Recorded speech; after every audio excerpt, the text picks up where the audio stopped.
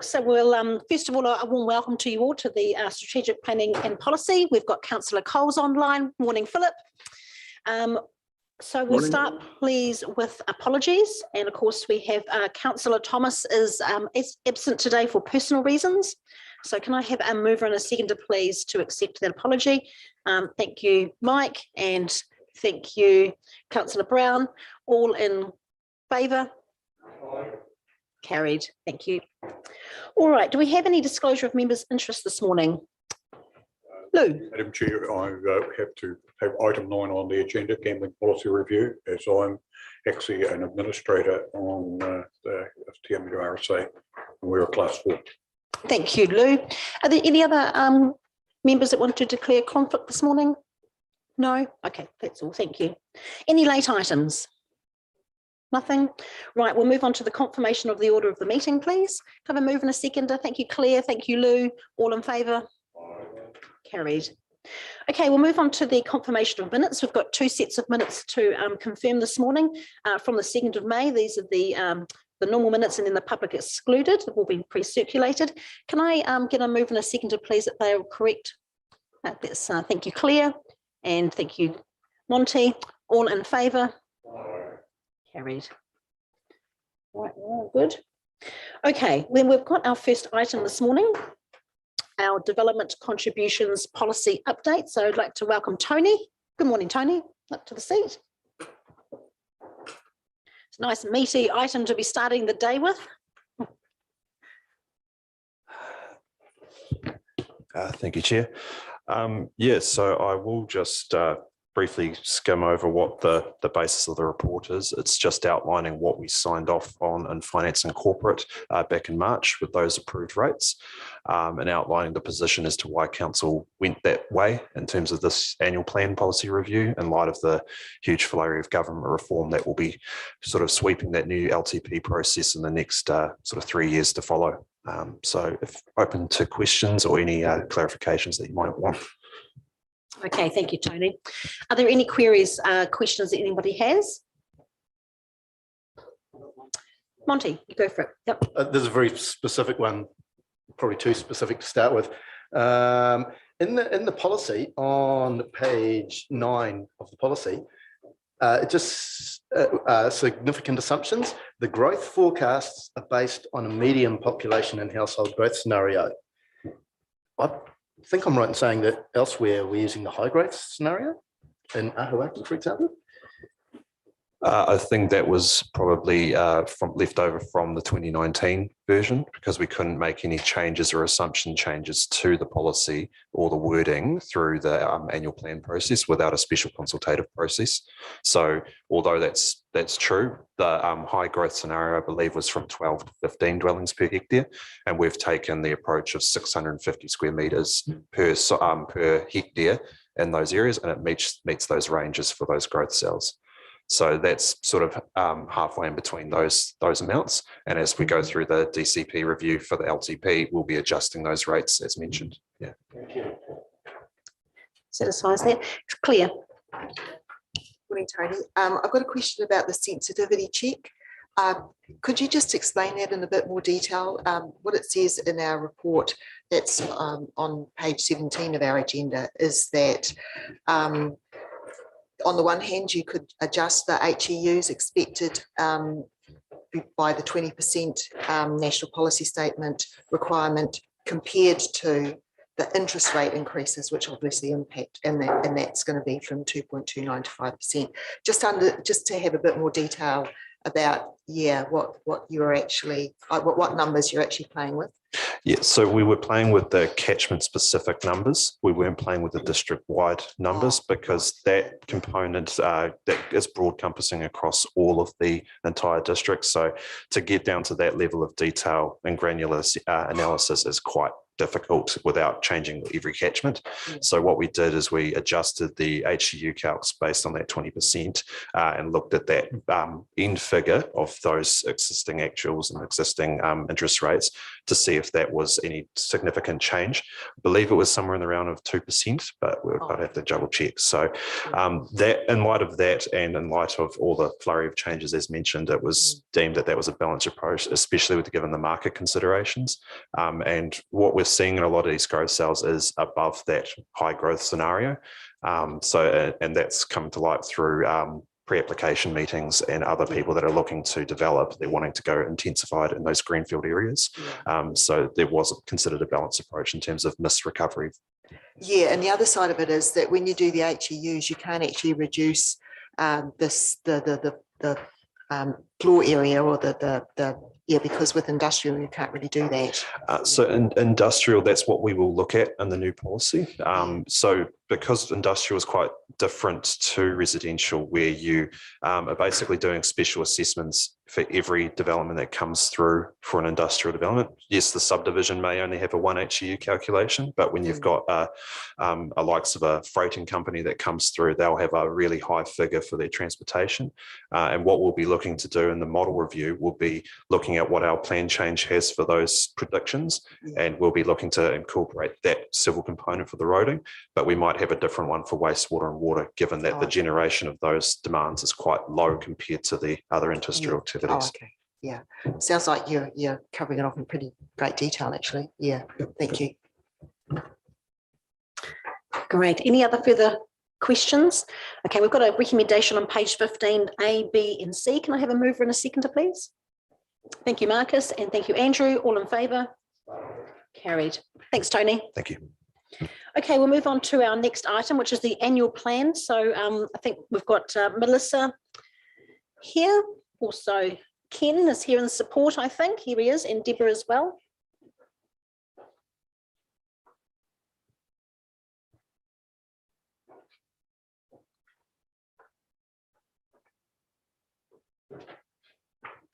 Right, over to you. Good morning, Mayor and councillors.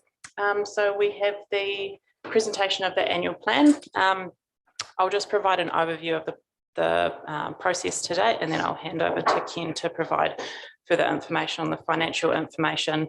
And then I understand Deborah is going to follow up with some further detail around the recent revaluations. So the purpose of this report is to recommend to council to adopt the revised draft annual plan for 23-24.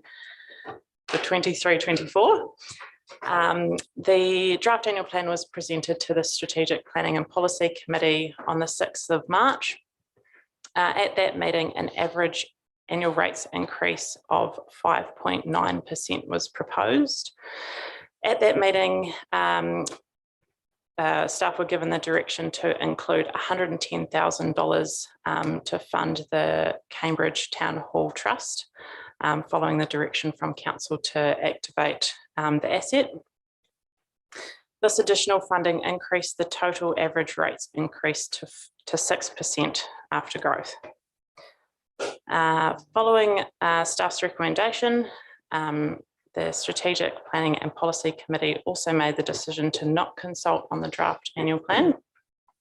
So under the Local Government Act, there is only a requirement to consult when there is a significant or material difference to what was proposed through the long-term plan.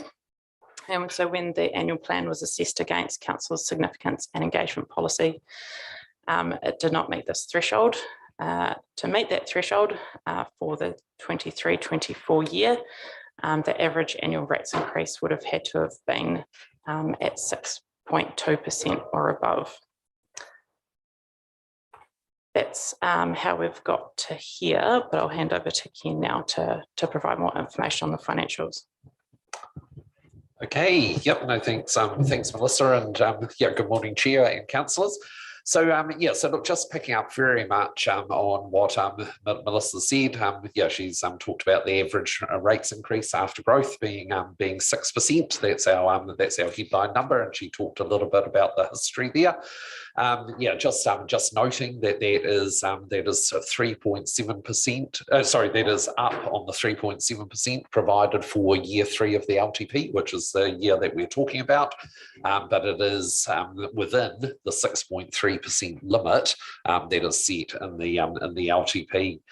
Yeah, very important to note that in regard to the 6% and the reason for that increase, yeah, very much driven by the significant inflationary pressures in the economy at the moment. Yeah, so yeah, inflationary pressures as well as interest rates. Yeah, really significant increases in interest rates, and we are certainly not the only council. In fact, every council is in a very similar position. And a number of them are significantly higher than their LTPs as well. The 6% was as Melissa said, agreed at our meeting in March, really pleasing that that we've been able to retain that. We have had to do a little bit of reworking of some of the numbers between March and now, but we've been very focused on keeping the 6%. I guess the only other thing I just wanted I wanted to cover off on quickly, but Deborah will have you come up in a moment or two, is it is very important this year to note that the revaluation, the district-wide rating revaluation, will create a much wider spread of rates impact around that 6% average. So that's obviously always the case in a revaluation year. We do our revals every 3 years. There will be a spread around that 6%. I think largely, and I'm speaking quite generally here, but largely urban residential properties will generally be in that 6 to 7% band. Possibly some of them touching the 8%. Lifestyle and commercial industrial generally will be higher than that, so they will have reasonably significant increases. And then many of our rural properties, particularly dairy farms, etc., will be in a position where they will likely actually have a decrease in their rates from what they're paying in the current year. That is just the result of a revaluation. We have done a little bit of tweaking there, trying to moderate that impact a little bit, but we are very limited in what we can do. So the general philosophy is that the consequences of a rating revaluation, or the implications of a rating revaluation, basically fall where they fall, and there are those implications.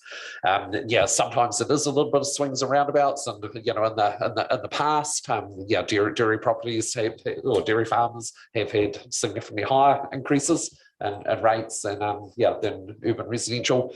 This time around it is not the case. So look, I think that's all I want to say in terms of high level financial introduction. But we did want Deborah just to basically work through those graphs so that you can see those implications.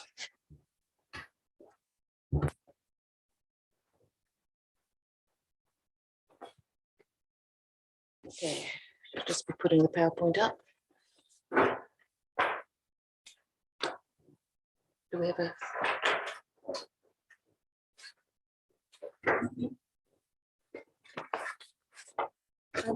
Through you, Madam Chair, just while we're waiting, could I just check why the rating, the properties that are given, indicative rates, some of them had the UAGC at 700, but some of them didn't.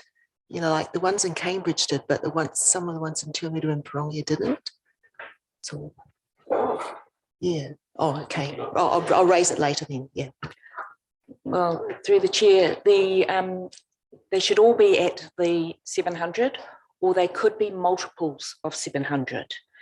For the fact that the UAGC is on a SUP basis, separately used or inhabited part of a property, and some of the properties would have more than one SUP. But I would definitely check on the indicated properties to make sure that none of them are still at the 751, because they should not be. Like some, you'd sort of said if it was kept at a certain level, there were two options with the UAGC, I think. Okay. No. Okay.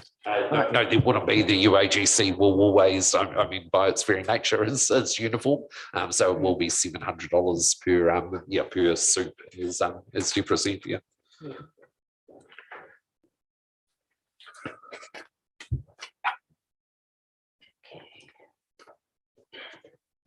And again, which way do I?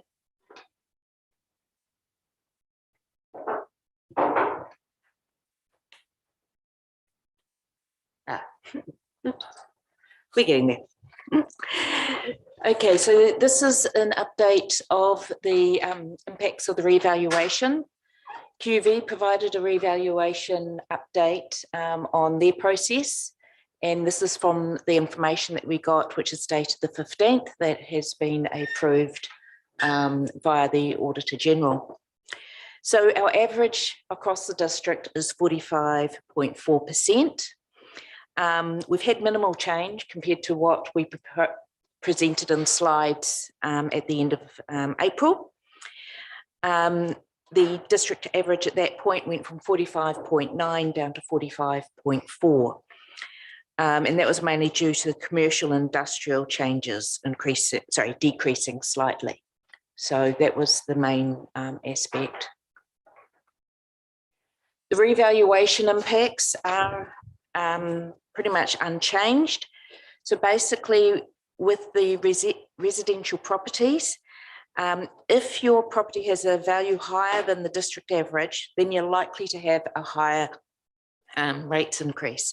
And that's depending on all the impacts of all the other types of rates. So just because your property has increased significantly does not mean your rates are going to be increasing by the same percentage. So in this situation, the residential average changed by only 0.2%. So it has stayed fairly consistent with what we had previously.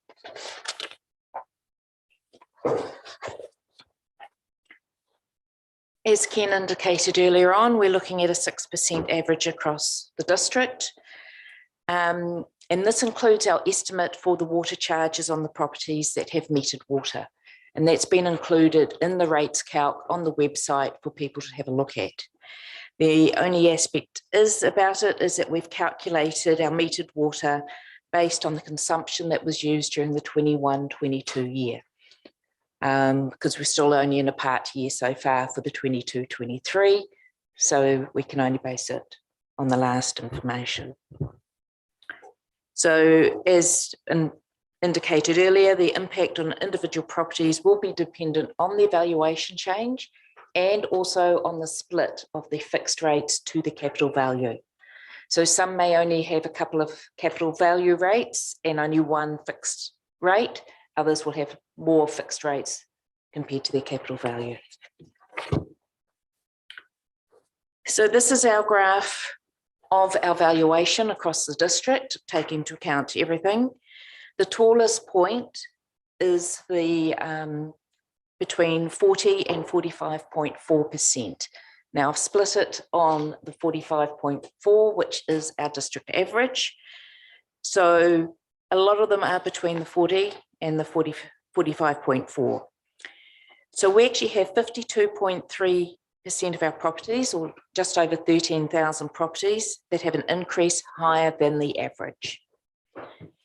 68.7% of our commercial properties, commercial and industrial, are higher than the average, and 68.2% of our lifestyle properties are higher than the district average.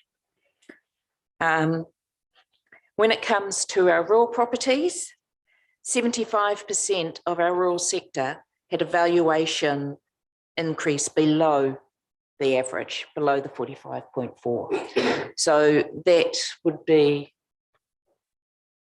nope, won't get the red light. That will be down on the left side of the graph in the 15 to 30% area.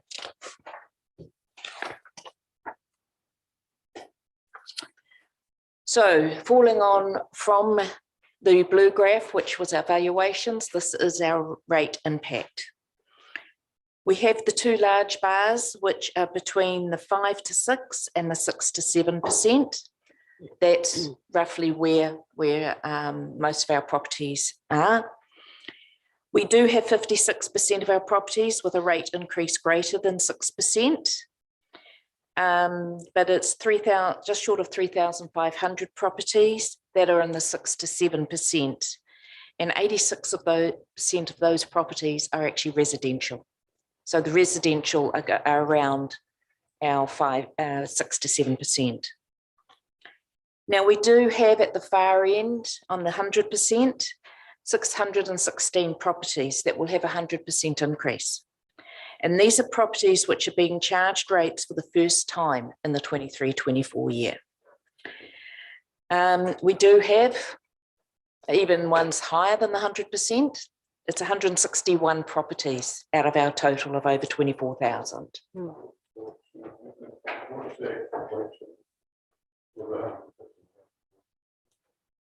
The 161 properties, we've got 12 properties that have a high percentage, but they have the small dollar increase of less than $110. So their valuations could have easily doubled. Just because a percentage shows them over 100 and being very high doesn't necessarily mean that it's going to be a large impact. There are some properties in there which have had, with restructuring of subdivisions, have had values moved on to existing properties because the areas have changed, and therefore they're showing large ones, but they would have been expected by the ratepayer due to the subdivision changes.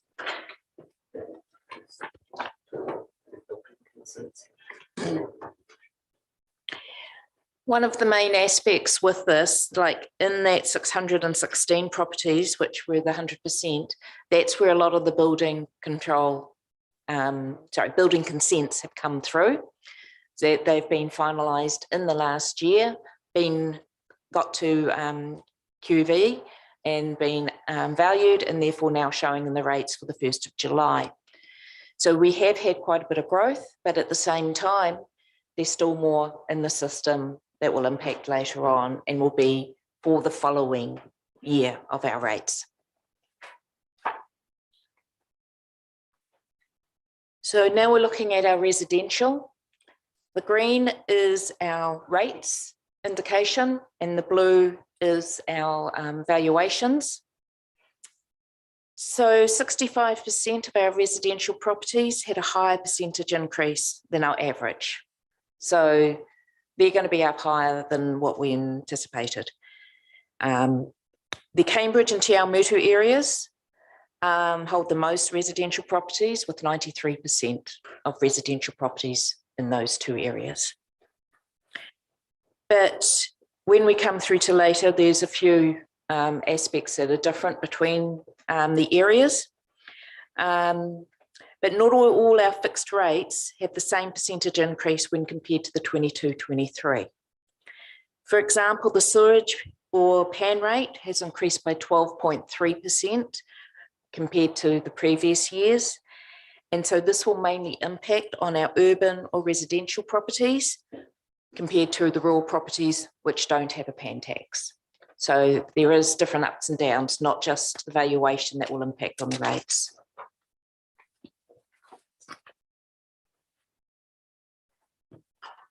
For our rural properties, 52% of our rural properties, their valuation was just between 5 and 30%. So the rural properties didn't go up as high. Though we do have 283 properties, or 17% of the rural properties, had a valuation between the 50 and the 80. So that's the higher bar over towards the right on the blue graph. The main impact on the rates for the rural sector has really been the valuation change. And therefore we will have a lot of properties in the rural sector that will have a decrease in rates because they have high capital value and they've had a much lower increase compared to our average.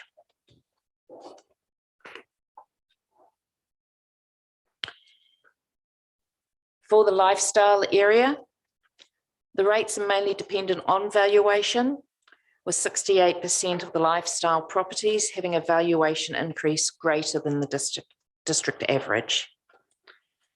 Mainly Cambridge lifestyle and the Mangatauchi lifestyle, they've been increasing by the 50 through to the 65%. But you've also got some properties which are lower, and again, it depends on what their individual rate splits are.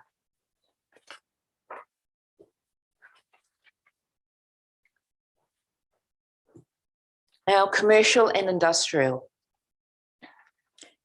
With the values on the properties being on average for commercial side increasing by 40.5, but the industrial by 59.1. Now, this is just the average. We do have quite a few properties over 64%, which has a valuation increase of 50% or higher in their valuations. And so this is going to be an impact showing through on their rates. Now, excuse me, we have 182 properties with a rate increase of 20 to 50%. That's the really big tall bar on the left, sorry, on the right of the green graph. 115 of these rates have an increase between 20 to 29.9, or between 20 and 30. 39 properties are between 30 and 40%. And the brackets of the 41 to 50, it has a remaining of 28 properties. So though it says it's a 20 to 50%, not every property in that is going to be up at the 50% edge. And these are basically because of the valuation changes you've seen. Thanks, Deborah. Claire. Deborah, have you got an idea of the actual rate dollar amount that we might be talking about? I know that you've given us some indicator properties in the back, but you know, like when you're just talking about that, 20 to 50% increase, have you got an idea of the dollar quantum that might mean for some businesses? I'm sorry, that's detail I haven't put down here. I'd need to go find them and bring it back to I'd you. be quite interested in that though. Yeah, thank you. Yeah, so through the chair, so just in response to that, so look, there is quite a bit of indicator property information. So pages 178, 179, and 180. So three pages of indicator property information, 3 properties in all of those categories. So that gives an indication of the dollar value. We also on our website have and we have we have promoted this through media, etc. We do have a rates calculator. So individuals, no matter what type of property they own, can tap in that address and see the rates impact. And further, if I just can, so Councillor St Pierre, you were suggesting that that you were seeing the 751 in those indicator property tables. So look, I have just had a look at that. Yes, you do see 751 quite regularly. That's because for each of those properties in the table, we show on the left-hand side the current year UAGC of 751, but on the right-hand side we show the new year or the proposed 23-24 UAGC of $700. So you'll see the 751 on the left-hand column, the 700 on the right-hand column, or as Deborah mentioned, and properties where there's more than one soup separately used in an inhabited portion, they will be multiples of the 751 and multiples of the 700. So so I've just had a look at those. So those are all absolutely correct. Yeah. Just responding to that. So if you're on page 178 of our agenda, so you've got the indicator properties for Cambridge. That top one, you've got the UAGC 751 and 700. But if you go down 2 lines, you've got percentage increase of UAGC at 772. And so I thought that was a little bit of analysis that, you know, we've got a lever to pull that if we kept, that, and so it's there for the Cambridge properties, but not for other parts of the district. That's all. Well, yes, maybe it's not meant to be there. You got my hopes up. Yeah. Through the chair, that aspect is not meant to be there. Somehow it's pulled through a second line that would have been hidden. It was part of our modelling that we did to see where the best place was with the valuation changes. I'm going to get that fixed by the end of the day. My apologies. Yeah. Yeah, so through the chair, if I just speak to that, so yeah, so Deborah, and this was my reference earlier on to you know, potentially tweaking some of our rating values, and particularly the UAGC to potentially moderate the worst impact of the reval. So yeah, so what you're seeing there is obviously we did model at with a UAGC at 772, but yeah, but look, yeah, in the end we actually landed at the $700 as the best and fairest rates for all of our ratings. Gary, Also, if I could just make the comment that properties that appear at the extreme end of the scale often have that similar issue as the residential properties. That is, that there's been some other form of capital investment. So it might have been driven by all sorts of things with change valuations, and at the extreme end, it's normally due to a new development or building consent issue. thanks, Gary. Okay, So continuing on, the next aspect is to look at the different areas. These were known originally as wards. So the Cambridge area itself is made up of 75% of residential, 15% of lifestyle, with our commercial and industrial properties making up the next highest split. So with 18% of our residential properties having a valuation increase from 50 to 55, but 54% of the residential properties have an increase between 20 and 45, it's being actually lower than the district average. So we have some high bars between the 5 to 6, 6 to 7. So we've got the range of evaluations all over the different aspects. We do have the 8 to 10 that we mainly with, to a large extent, lower value commercials or a higher value residential properties that have increased higher. You know, they're in the 50 to 55. But our rate increases are not solely based on our valuation changes, as all these properties have a mix of capital value rates and per property or fixed rates. So for the Cambridge, we've had higher costs for the Cambridge Town Hall and higher interest expenses associated with the Cambridge pool. So they are an impact on the targeted area rate for Cambridge, and therefore they would impact on here as well. Te Awamutu area. Now, Te Awamutu area has a high proportion of residential properties. Just over 6,000 properties are residential. And 50% of those properties had an increase of less than the district average, so just below the 45. And that's in line with our capital value change of 44.9% for the Te Awamutu residential properties that we were informed by QV originally. And with the lifestyle properties, they're also increasing just below the district average. So this is one of the main reasons, and we have the differences between the Te Awamutu graph for its rates and the Cambridge graph. So the Te Awamutu is looking more between the 5 to 6 and the 6 to 7, and the Cambridge had, yes, a high at 6 to 7, but a much larger spike at 8 to 10. So again, it depends where the valuations sit and also what other types of costs. Kakapuku. Now, these are mainly rural or lifestyle properties. The thing that you've got to remember, and I need to have a look at this, that the graph for the valuations, its indices on the left is 800 properties.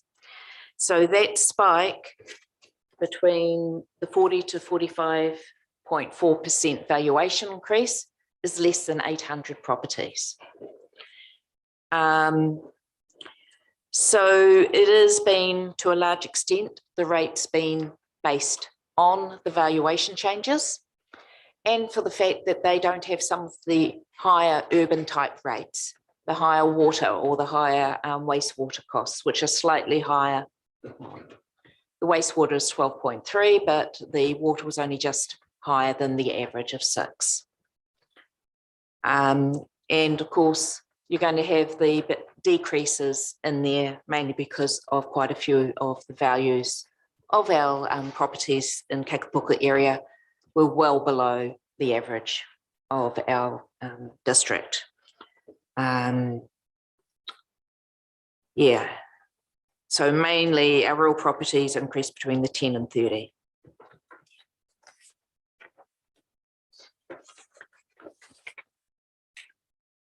Mangatautri. The lifestyle properties are the main impacts on our Mangatautri area.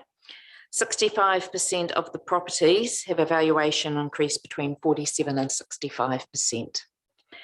So that's one of the main reasons we have between the 8 to 10% and the higher peaks that we have on the right of the green graph. The rural is the next biggest sector, and with over half the properties, the valuation was only between 15 and 30. So that's why you still have the decreases showing in the rates on the far left of the green.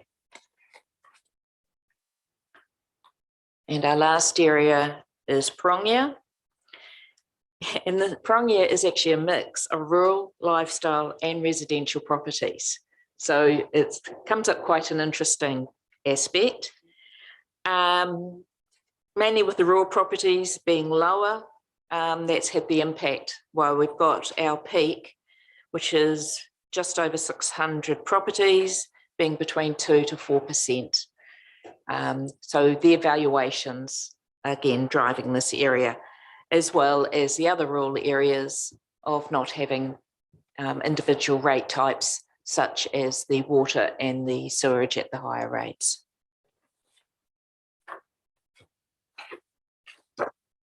So what's next? Our closure of our objections for the valuations will be on the 29th of June.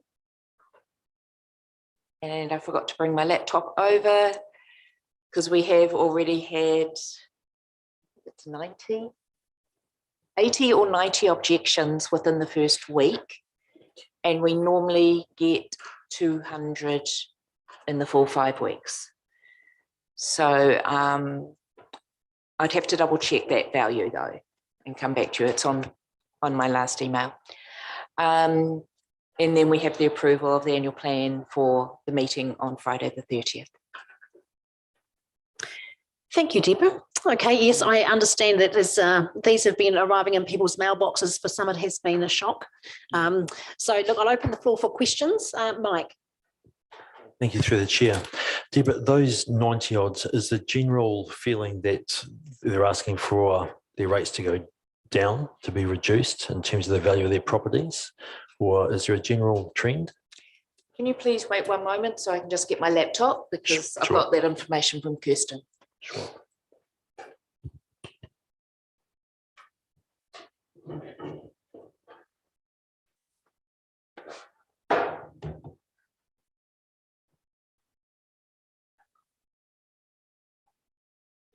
If I'm reading the communities right, there were some that just didn't consider that their valuations would have gone up so quite a large percentage over the last 3 years. So I'm suspecting that will be the answer, but we'll give Deborah a couple of minutes to find that.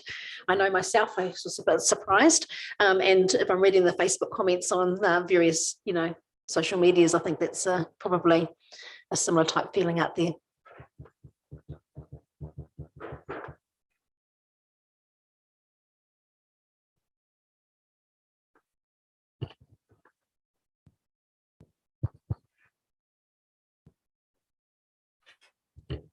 Through the chair, I will give you one other piece of information that we've received first, is that the rating tool on the rates calculator on the website that went live on the 18th of May has had 4,670 hits as of Thursday, the 1st of June. So that was one of the main ones. Very good. And the RID itself, which is the current rates information, has also increased and that had 2,500 hits in May. Our average is around about 1,800 per month. So again, with sending it out, giving the ability for ratepayers to have a look, they're making use of it. Now,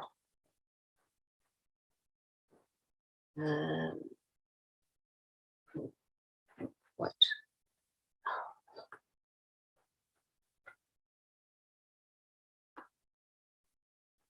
I guess, Ken, just while that's been found, I'm just thinking of a comment you made maybe a meeting or so ago of, percentage-wise, we normally have very few people that normally sort of challenge the rate valuation that comes through.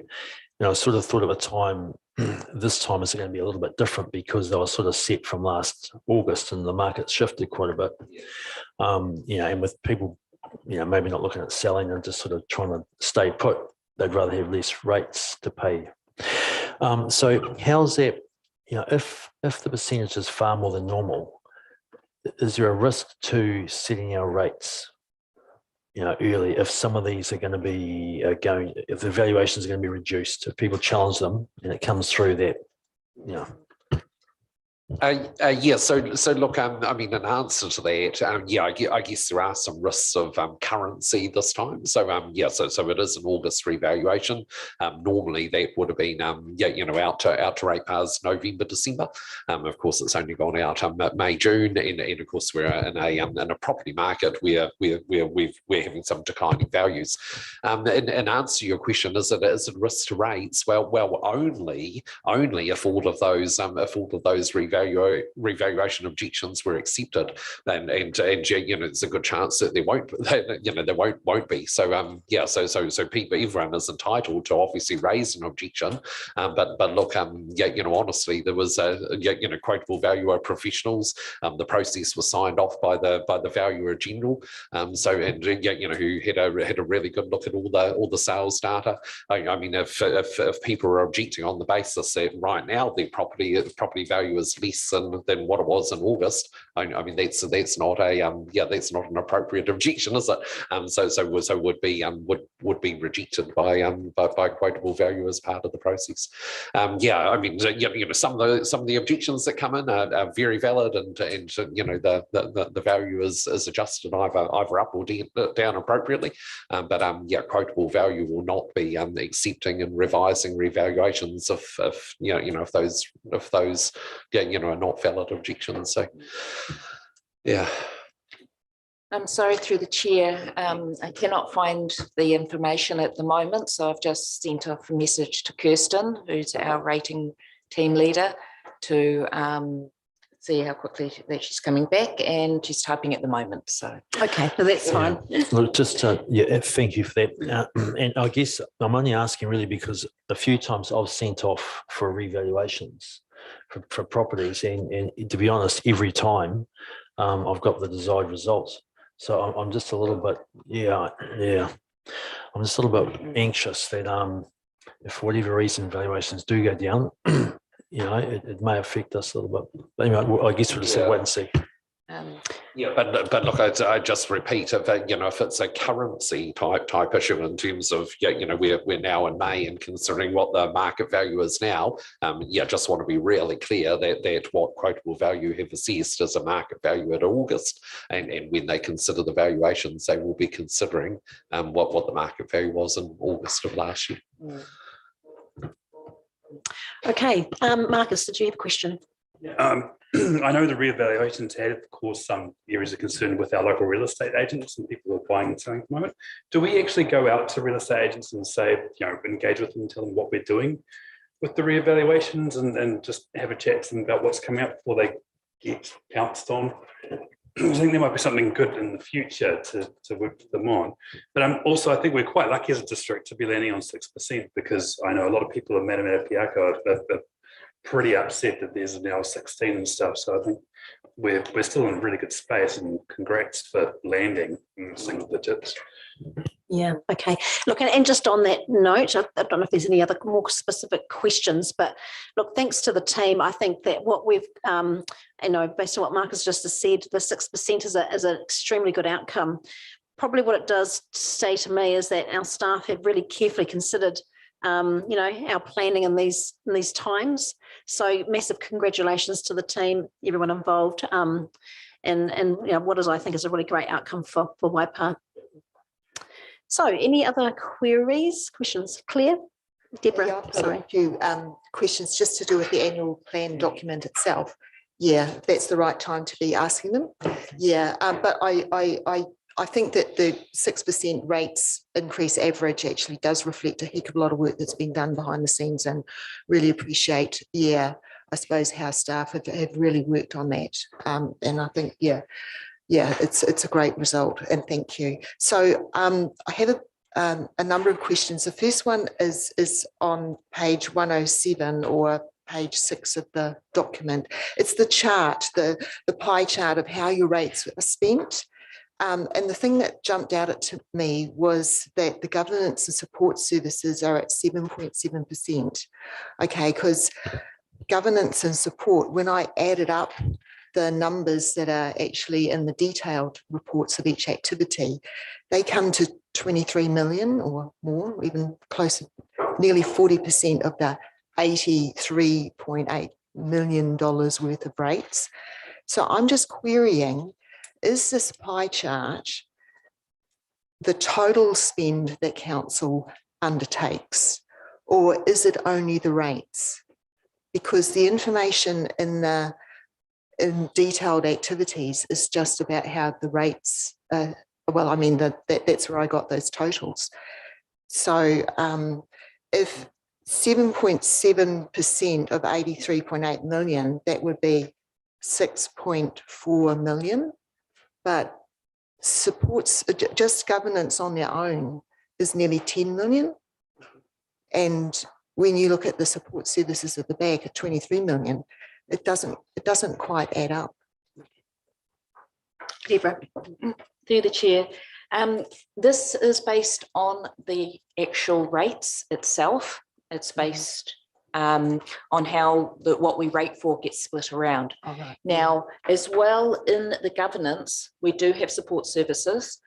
Most of our support services gets allocated out to our different departments, or sorry, different activities, and therefore are not rated for. They're rated for under, say, parks and reserves or roading, or water and wastewater. So there is also, though, a reallocation of our interest, which goes out to our different activities, and the credit sits in here in the support services, and that's the one that you see. And that credit does not show up in the support services significant activity, because it's a council-wide aspect.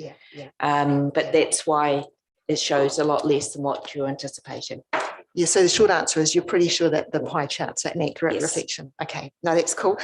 Yeah, I mean, and so it is good to have the governance and support services as part of that title for that light blue. Oh, yeah, okay, cool, great, thank you. And then the other question I had was around the wastewater charges, which I was able to send through a little email to Ken earlier. So previous, I'm not sure what page that is actually, I'm sure I had it highlighted, but there was a notation that a residential property that's, you know, a single dwelling, would only have the one pan charge allocated to it. So that's not in this current version. And is there a reason for that? Yeah, so look, can I just speak to that through the chair? So look, it appears so the exact sentence is still in the draft annual plan. So so there has been no deliberate change here. So if you go to page right at the end of the annual plan, I think it might have been page 176. Forgive me if I'm wrong, but let's just have a quick look. The sentence that you're looking for is still very much embedded in embedded in the annual plan. Sorry, I'm just looking for it here. I've just about got it right here. It is. So it's on Yes. page 173. Oh, Page right, one, page yeah. one, page 173. It's still very much in the rating information in the annual plan. For some reason, and I'm not sure why, yeah. it's dropped out of our summary in Oh, at the the beginning, which is covering where I picked it paper. up. Yeah. But look, no intention to change that. No, So have you got a further comment? It's still in the annual plan. Yeah. It's not in the resolution for the rates because we've been informed that that extra line is not required in the resolution for the rates. Okay. Oh, okay. So in that, that's a Simpson and Grayson item. okay, so in that sense, it is deliberate in terms of what the rating resolution will be, but there is no change in policy. So the rating policy will be applied as it always has been. Oh, that's a great relief. Yeah, even though it doesn't affect me personally. Yeah, oh, that's cool. I did have a question on page 118 of our agenda, or page 17, because it's talk about the capital expenditure that's planned, and it mentions district-wide skate parks, and there's no budget allocation for the current for the annual plan. But I know that the Pirongia skate park hasn't been built yet. So is there no plan to actually do any construction of the Pirongia skate park in the next annual plan period?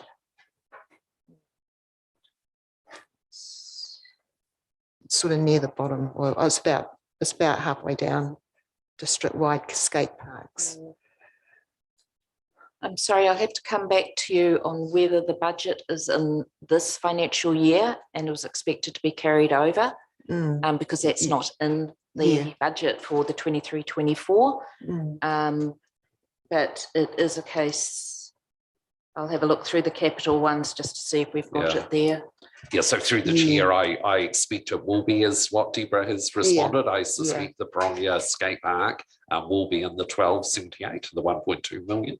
But look, let's confirm that afterwards. And in which case, if it's not spent this year, and that's looking that's very, very unlikely because we're in the last month of this year. We will need to carry that over. Oh, that'll be a great relief. For the Pirongia residents. That's cool. And then I had a question on page 126 or page 25. Again, capital expenditure for stormwater, and the flood protection is only 191,000. Yeah, that's in the chart. In the middle cell, the middle line. So there's only been an increase of $191,000 for flood protection works. And I just thought, given the extreme weather events that we've been having, is that sufficient?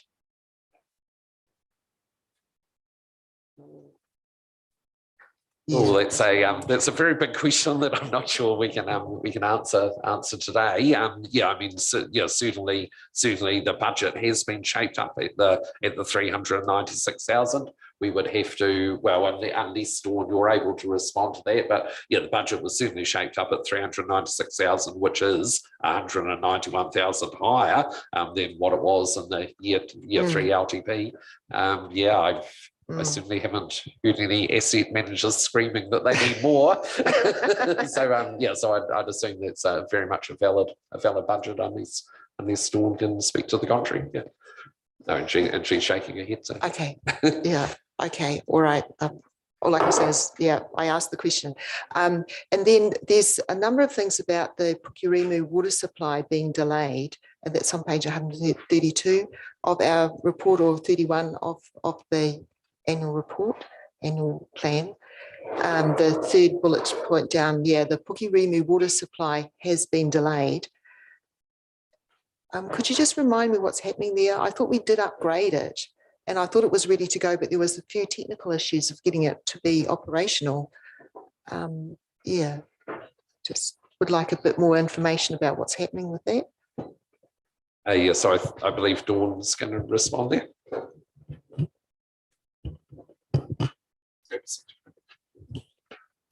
Morena, through the chair, I believe that additional work at Pukurimu is expansion of additional sort of screen management at the Oh, right, front yeah. end, so it's a minor addition. Yeah. The plant is operating Yeah, at sort of full speed, but yeah, it's just a piece of additional work, and that's just been deferred. So. yeah. No, thanks. I appreciate that. Yes, I remember those operational things. Yeah, so that's been delayed. Okay, cool. Thank you. And then a question about this prospective statement of financial position. So that's on page 141 of our agenda, or page 40 of the report. And it's about the increase in trade and other receivables, actually, because it's increased from the previous year by 4.8 million. Does this indicate that we're actually taking a lot longer to get people to pay us for stuff that we're doing? Yeah.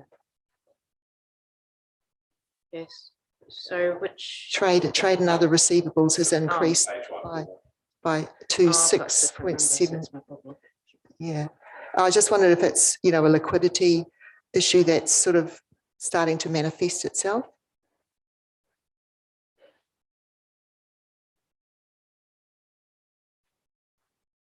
Yeah, so we're. It's income in advance.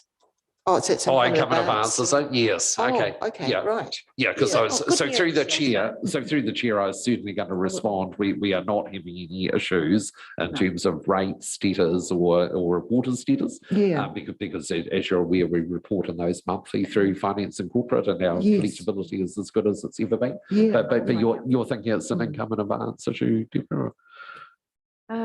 I will find out for you to make sure. Yeah, no, that's great. It's just, it's sort of jumped out to me as quite a substantial increase. Yeah. Okay.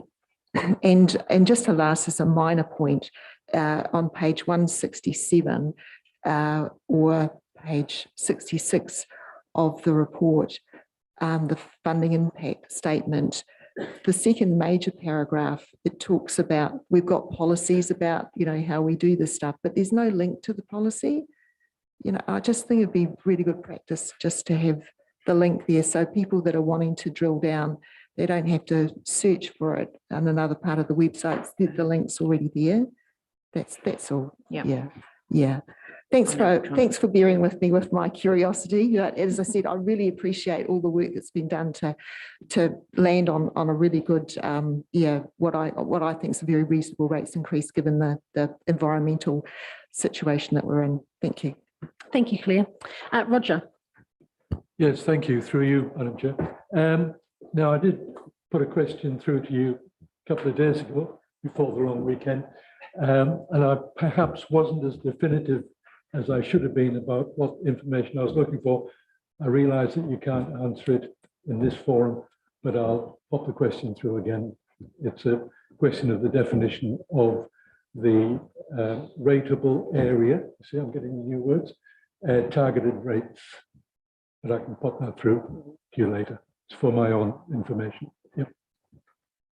Okay, thanks, Roger. Any other questions? No. Okay, brilliant. Oh, Gary. Just a comment on Madam Chair. So just a reminder that in terms of rates volatility, the two worst times for that is when we have a change in valuation, and you've seen the impact of that today. And the other, of course, is when we launch a new LTP, when often we review the policies, particularly in the way in which we might fund some things. And so to avoid that multiplier effect, what we've done is we've brought the valuation forward a year, so it doesn't sit in the same year as an LTP when ratepayers might have the impact of two significant events. Thanks, Gary. All right. Hey, look, we've got a recommendation on page 88, A, B, and C. So if I have Gary, oh, sorry. Oh, sorry. Philip, you've got a question or a comment? No, I'm happy to move or second, whatever's required. Yep. Okay. Thank you, Philip. We'll take your Yep. We'll just double check into that's okay. Yep. So no, absolutely no problem. So you're going to move the recommendation, and have a seconder, please. And I've got Councillor Andrew Brown who will second. So all in favour. Carried. Thanks, everybody. And again, thanks to the team. All right, everybody, we will just break now for morning tea, and I shall see you back here at 10:15.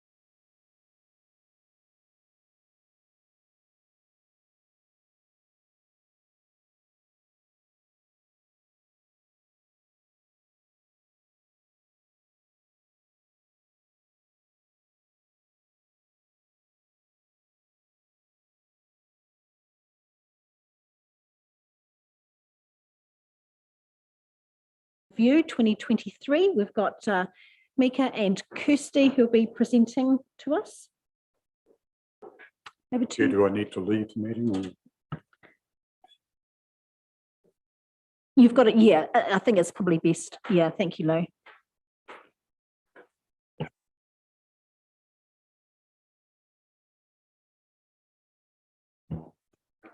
Kia ora, everyone. So the item today is a gambling policy review 2023. I take the report as read. However, there are a couple of points I would like to point out, and there has actually been some legislation changes since this report has been submitted, which do not change anything substantially, but so that you are aware. So a couple of main points. The current policy has an absolute cap on gaming machines. It includes the TAB venue policy, so don't talk about that much. It's not just class 4 or pokey machines, it's also the TAB venues included in this gambling policy. It includes a relocation policy, and the primary activity of class 4 venues are not allowed to be gambling. And currently, the TAB venues and class 4 venues are not allowed to join any school or licensed early childhood centre.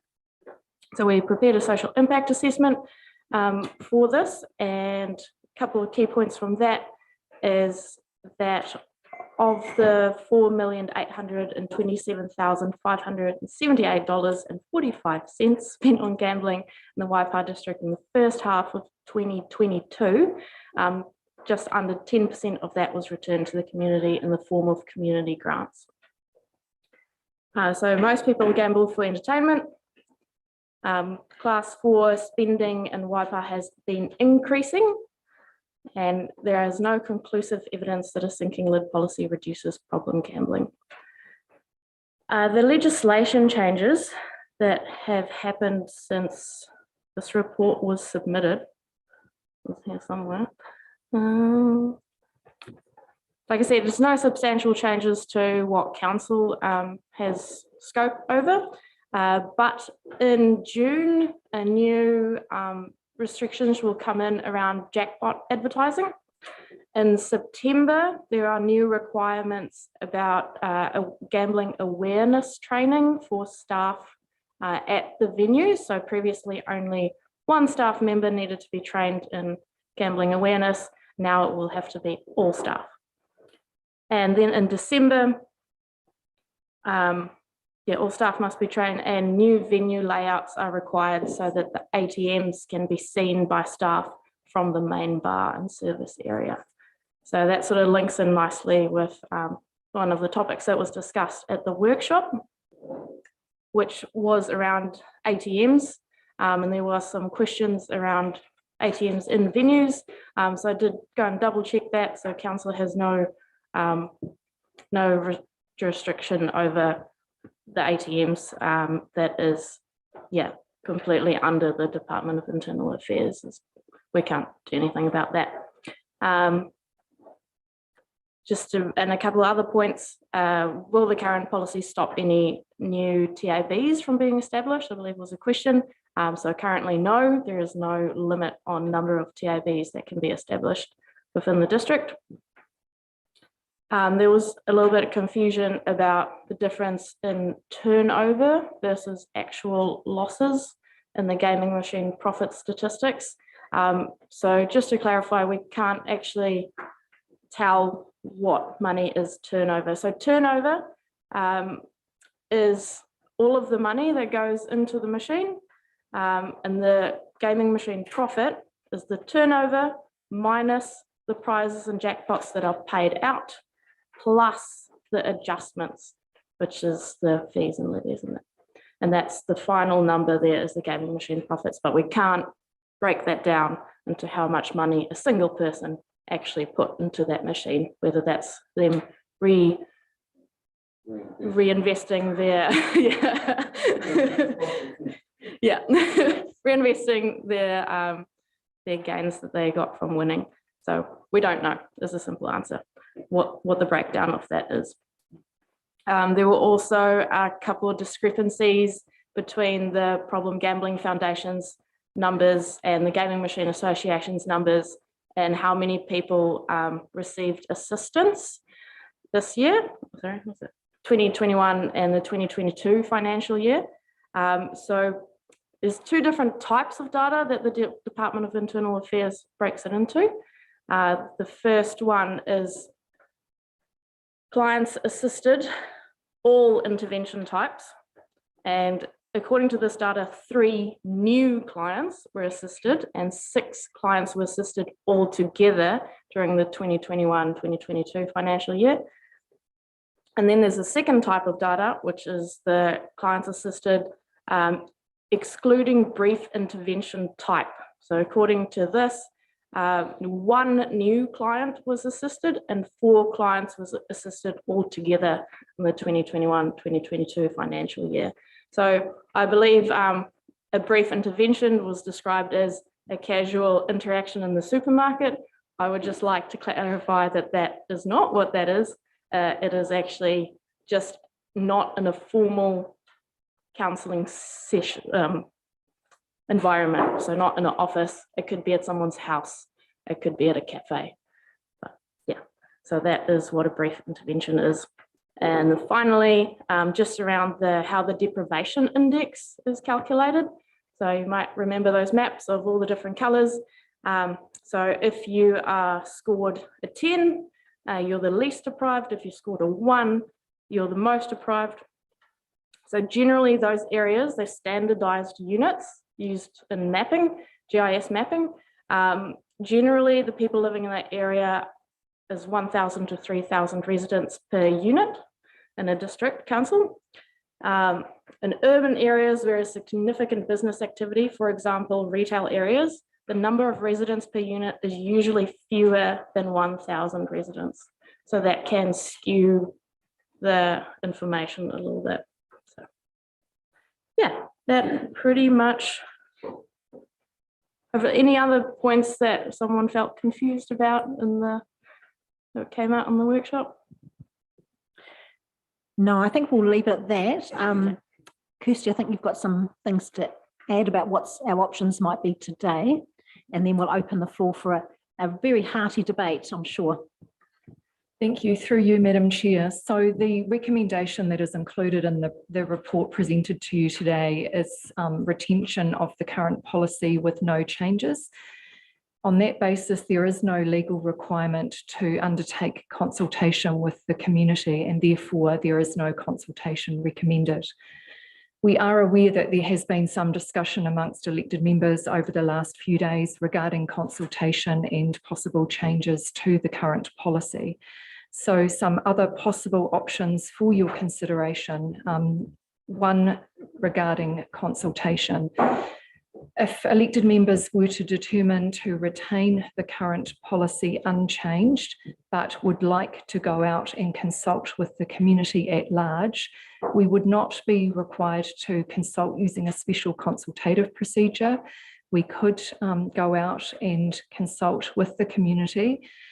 We would take their feedback and use that to inform then the development of, if there was feedback suggesting changes were required, the development of a revised draft policy and the preparation of a statement of proposal, which then would be brought back to the committee to approve, to then commence public consultation using a special consultative procedure. So if you like, a two-stepped consultation approach.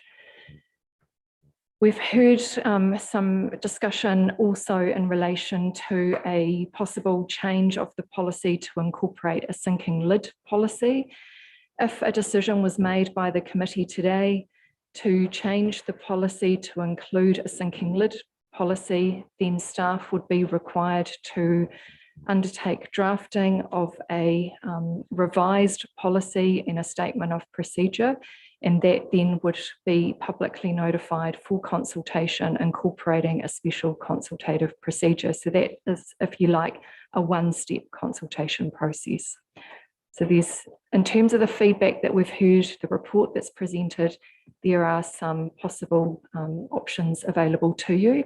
We've also got Carl, Diana here to assist us to respond to any questions that you may have. Lovely. That's perfectly outlined. Thank you both, actually. That's been really good. And I understand this is, reflecting back to 2019, this was a very sensitive matter at that time. And yeah, no doubt, those sensitivities around this still exist today. So look, I think we'll open up the floor for queries, comments, questions of the team. And I'll open the floor up now. Who would like to start? Claire's going to start. Thanks, Mika, and thanks, Kirsty, for a really thorough look at this. I'm pretty comfortable with where the policy sits at the moment. And I take the comments, that Chair Liz has said that we did discuss this pretty thoroughly, at the review in 2019. Yeah, which I feel, is still relevant today. But the issue that I have is what appears to be a lack of feedback from our Māori community, like Ngā iwi tōpū o Waipa. Like I'm looking at on page 242 of our agenda, or page 8 of the report. It says at the time of writing, Ngā iwi tōpū o Waipa have been notified that a review is occurring, but they have not been given the opportunity to submit their response. So, I'm aware that Māori are particularly vulnerable to class 4 gambling, I suppose, setups and things like that. So it'd be pretty important to me to be sure that they've had the opportunity to comment. Yeah. Yeah, just to clarify that a little bit, you're completely right. So we did have, it was more of a heads up that this is coming up for consultation. It was a very informal discussion, but even in that discussion, it was made clear that this is an area of concern for them. But yeah, no formal submission has been received from them because we haven't formally consulted. So yeah, there just hasn't been that opportunity, but it was clearly they understood the issues associated with this, and statistically, Māori are more at risk, as you were saying. Okay, thank you for that. Who wants to go next, Monty? Look, following on from Councillor St Pierre, I would support this 2-step consultation proposal, where it's an informal before coming back to the SPPMP, I'm assuming, because like Councillor St Pierre, I think that there is scope for some further consultation, particularly with Māori. It's specifically mentioned in the Gambling Act that it's a requirement only when you're changing something. So technically you could rubber stamp this and say you're not changing anything, but it's not exactly good faith. And I would actually extend that out to the community boards. They are aware of this, have informally engaged with me, but have not been given the opportunity to form a formal view, which I think, given how we're trying to proceed with the community boards and participatory democracy, is a bit of a shortcoming. So I actually don't want to get into the substance of the debate right here, right now, unless everyone else wants to, because from a procedural point of view, I support this 2-step type approach, which means the substantive type part of the debate will be happening later, which works for me, unless everyone wants to launch into it right now, which I'm keen, if you are. Okay.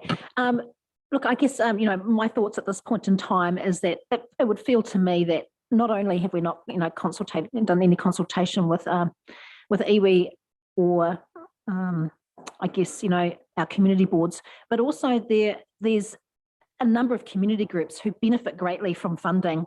And we heard a very strong voice back in 2019. And I think we need to hear a balanced argument. We need to have a balanced consultation around this. So again, very sensitive, I appreciate, but there is, a really full picture here that I think we need to see and hear from all sides of the debate. And then as councillors and as elected members, we can then make a really informed decision. So I'm open up for more comments, queries. So Roger. Yeah, I'd just like to say that as Councillor Clare has stated, I'm quite comfortable with the current position, but the debate that we had was a number of years ago. And I think we need to perhaps give the opportunity for all sectors of our community to let us know where they sit on this issue. So I'm open to going out and just having a little bit more consultation to make sure that we're making a decision that reflects the feelings of today's community. Yeah, Claire, did you have something else to add? The comment on the way the approach was made to our iwi groups, because it says in the report that there was contact made with key stakeholders, in January and February, and that was to gaming machine societies, venues, and also gambling harm service providers. I would have imagined that that would be the appropriate time to actually put our feelers out to our Māori community, certainly to groups, and just get feedback then. So we're not in this position where we're not sure, what their thoughts are there. Just sort of a procedural thing, because we're going to be doing this every 3 years. I mean, would that not give us more certainty as to the views of our Māori community going forward? Yeah. I did try. Oh, you did? Oh, no, that's fine. That's fine. Yep, cool. Yeah, that's Okay. cool. Yeah, that just seemed logical. But support the need to include community boards, and happy with the proposal. Thank you, Claire. Mike. Yeah, thanks for the chair. Yeah, I support what Kirsty said and the speakers subsequent to that. Kirsty, just a question for me, because we haven't done this since I've been around the table. When it goes out for consultation, when we've discussed it in the past, sort of staff gave options for us to discuss and look at. Would that how does the consultation part work? So through you, Madam Chair, as I mentioned earlier, this would not be a special consultative procedure. It's step one. It would be consultation, so we wouldn't be required to have hearings. But what we would be, if you proceed with this, we'll come up with. I think the team are working on some revised wording, and the purpose would be to consult to seek community views on the current policy and on policy alternatives. There is possibly a suggestion that delegation be made to me to finalise and approve that consultation material. We have had a very short discussion where we obviously we don't want to predetermine an outcome, but we may include some prompt questions in relation to particular approaches. Not to, I guess, predetermine the outcome, but different policy approaches, we could have prompt questions, but we would be working on that. Obviously, that's a change in approach from what's in the agenda that you have in front of you. Sure. Thank you. Yeah, and I think that that's really important, because this is actually quite a difficult matter to really think through, and it has, I guess, a very large emotional side, but there's also a lot of really good options, but they are difficult to get your head around. So I think those prompts will be helpful, because we do need to make sure, that we at least outline what the options could be.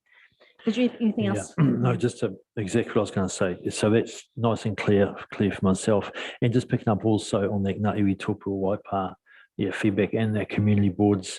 And like you've mentioned, there's a balanced view here, because there's no doubt that there's immense benefit to our local community, but there's some harm too. So I think having a public discussion and consultation is actually a sensible thing. Also, we'll have the Māori Ward Councillor on board when the decision is made down the track. Susan. Thanks, Kirsty Mika. Just quick question. Excuse my stupidity, but when we normally go out for consultation, we go out with a recommendation, our proposed or suggested change. Is this not going to be the case here? And if so, does that not create a challenge in terms of that consultation process?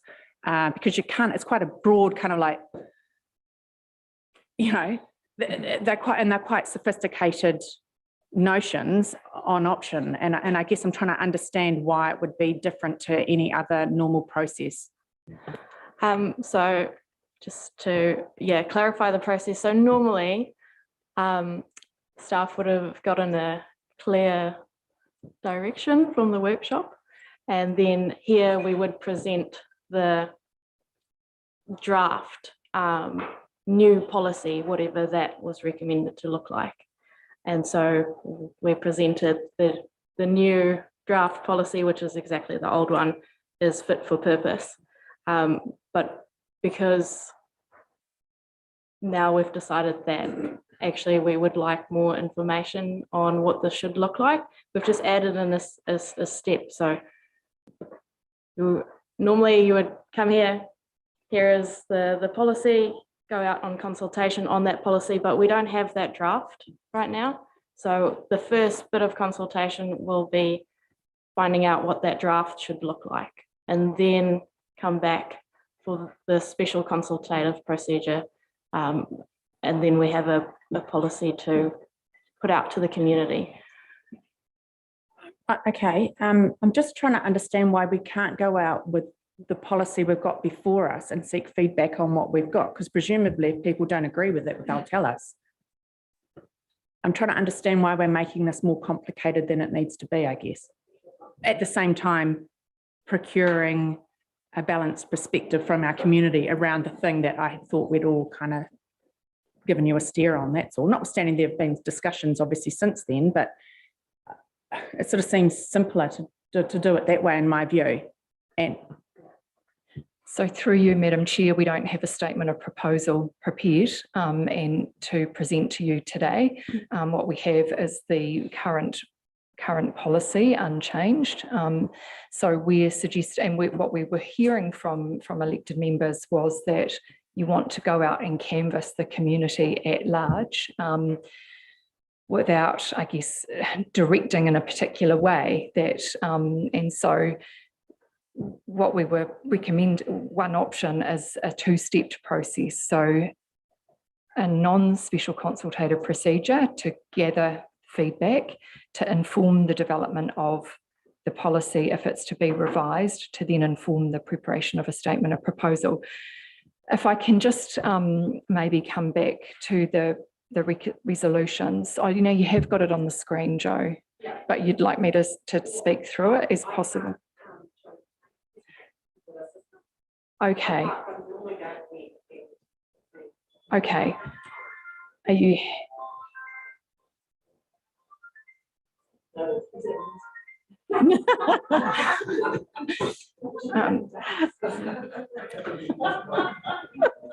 Okay, so can I speak yep. to Let's go through through these. Yes.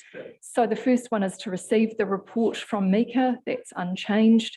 The second point B is to note a review, and my understanding is that there is a wording change there. Councillor St Pierre picked up there was a missing of, so it's being amended to read notes that a review of the Waipa District Council gambling policy August 2019 current policy, which is required under section 102.5 subsection 5 of the Gambling Act 2003 and section 97.4 of the Racing Act, has been undertaken and is outlined in this report. So that's unchanged, but for the addition of the word of and current policy. And then if we were to if elected members were to resolve to proceed with a two-stepped process, a new clause C agrees to consult on the current policy to seek community views on the current policy and on policy alternatives. And a new point D delegates to the Group Manager Strategy authority to finalise and approve consultation documentation as necessary to undertake consultation in accordance with recommendation C. Okay. Susan. I'm still perplexed why we can't go out with a statement on the current policy. I kind of feel like we're opening, we're inviting quite detailed, we're wanting detailed responses to something that we haven't gone out with a proposal on. We're just saying, look, we've got ideas, let's hear them from you. I sense this is not probably going to produce, has the danger of not producing a clear understanding. I mean, our normal process is to go out with our recommendation and then we take feedback from this. And I kind of understand why we can't go out with a statement along the lines of the current policy and just say, have we got this right or have we got this wrong? I mean, maybe I'm being a bit thick, So I'm not sure. But I'll let that's Kirsty kinda how I see it. respond and then ask Roger and Claire. So through you, Madam Chair, there is another option, additional option, which is that you can resolve that we undertake a special consultative procedure on the current policy unchanged. We don't have that statement of proposal drafted here today, so we would need to bring that back to you for endorsement. So that is an option. Okay, Roger and then Claire and then Mike. Yes, through you, Madam Chair.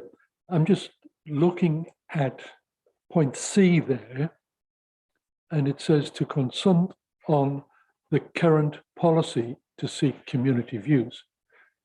We're going to consult on the current policy, then surely we've got to give them the current policy on which we want their views.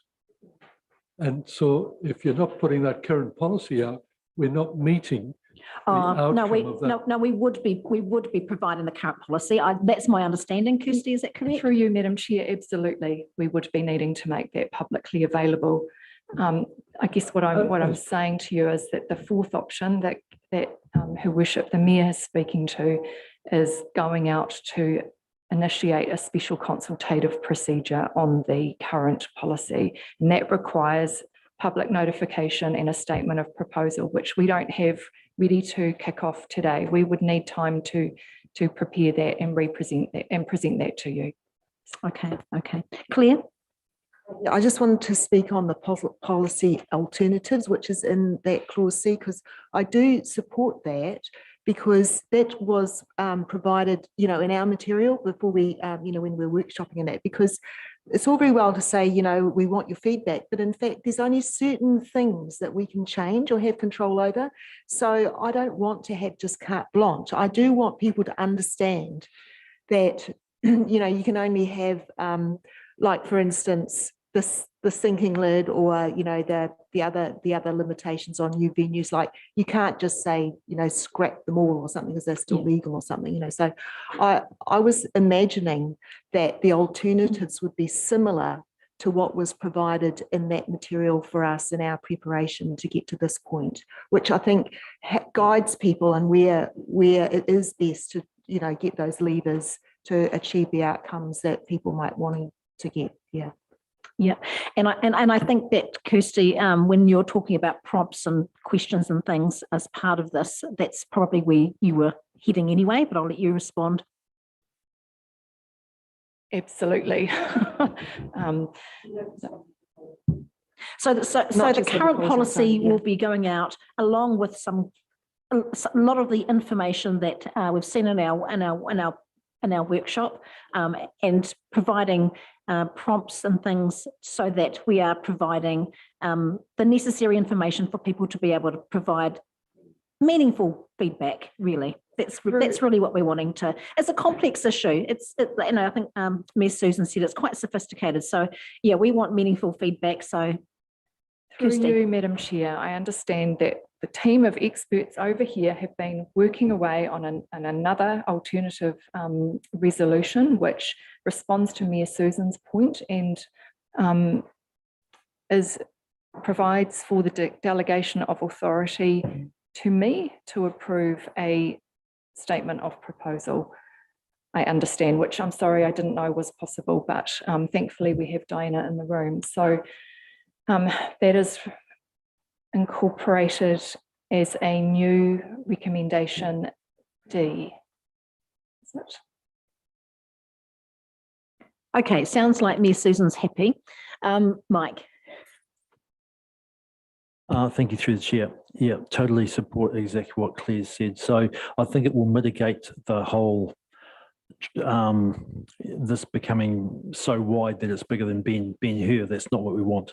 And the things that were in that workshop, I mean, for people that don't know much about this, were really useful to have a discussion or debate or get some thoughts around. So I think you're totally on point. Yeah. You, Madam Chair, just to clarify that what's presented on the screen now is actually commencing a special consultative procedure. So this committee today resolving Very sorry to interrupt. It's a bit on the thinking on the spot there, but I think our option would be actually the previous option is just going out for consultation to gauge the views, only being the Gambling Act specifies that in order to amend the gambling policy, you have to go out with a special consultative procedure.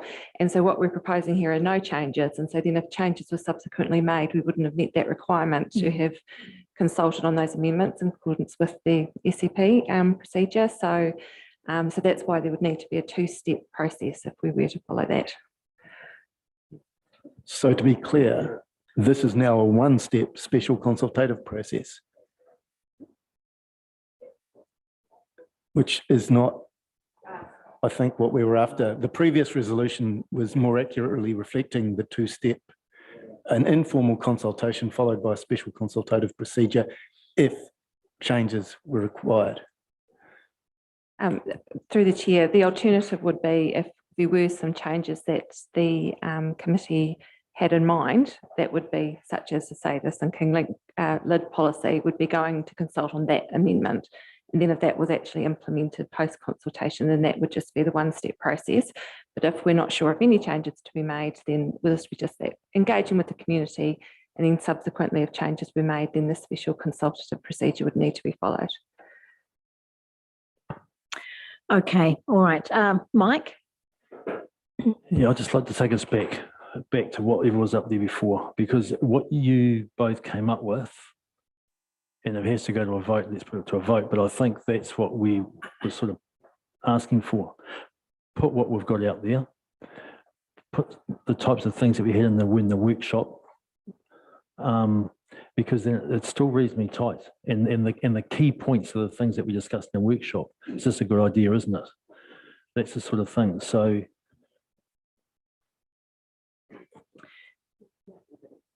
Okay, is there any other comment around whether we want to have it? Well, I guess what we're debating here is whether we want to have a special consultative process. Mika. Sorry, just to clarify, my understanding is we can't do what's up there. Okay, Diana. Sorry, through the chair.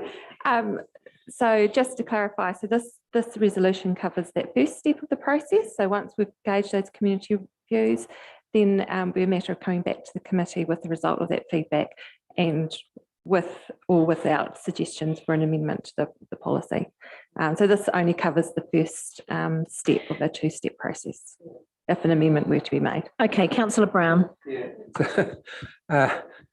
So if we go and do this and it comes back to us and we have a debate and decide there was going to be no changes made, then we don't need to go to the special, we don't need to do that. Okay, well, that seems sensible to me. Yeah. And that is in line with the workshop, I understand, that has occurred already. That was the direction we'd given staff. So what we've asked for here is for community consultation to include the groups that we've spoken about, to ensure that we have allowed everyone to participate should they choose to. Any other queries around that? So this is going back to where we were before. So just to consult on the current policy, to seek community views on the current policy and policy alternatives. Is everybody happy? Except for no. No. Okay, yeah. Mike and then Susan. Yeah. It's that you don't know what you don't know with something like this. I mean, we went into that workshop and we were given far more than we're about to give to the public to have the same debate. Is that my understanding? Is that so? Right. In that case, I'll retract this. So what's going out is the policy and some alternatives like we had in the workshop. Is that correct? Just so I got this crystal clear. Yes or no? Yes. So it would be a Done. matter of going, this is our current policy. Let us know what you think. These are the other options such as X, Y, and Z.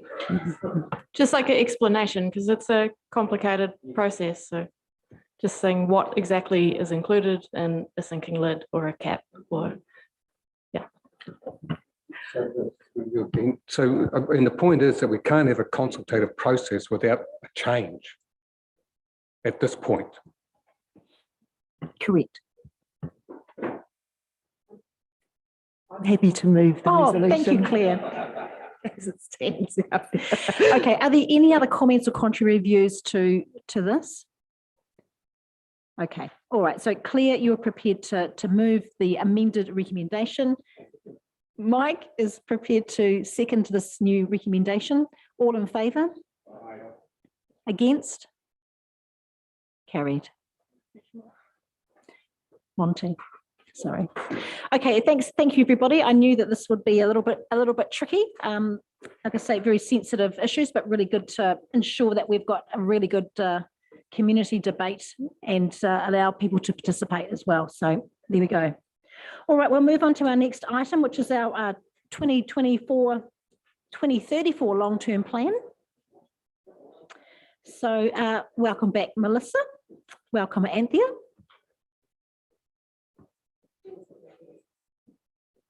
And someone better get Lou. Oh, thank you. No.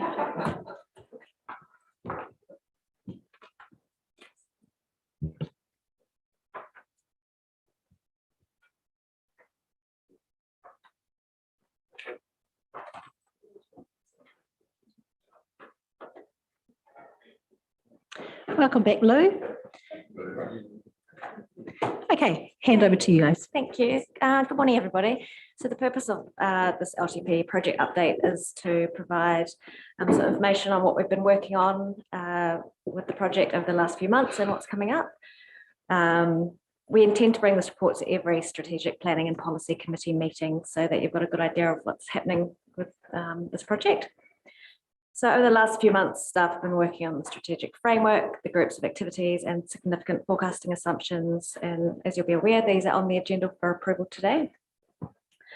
And looking forward, we're working on the financial strategy, infrastructure strategy, financial policies and the levels of service review. And there'll be a workshop on the 13th of June for elected members to discuss these items. Other than that, I'm happy to take any questions anyone's got on the project. Thank you, Anthea. Okay, questions. Claire. Yeah, thanks, Anthea. Look, it looks really good. It's a massive framework, and so there's a lot of work involved. And you mentioned that this is going to be presented to us elected members, you know, whenever it comes up to agenda. So I was actually going to request that it be designed so that we can see red, amber, green, so we know which stuff has already been done and dusted, and that where it's possible to have dates. So like a number of the items saying, you know, we're going to bring this back later in 2023. But I just think if we can see the date that it's likely to be, then we'll know straight away if it's on target or not, you know.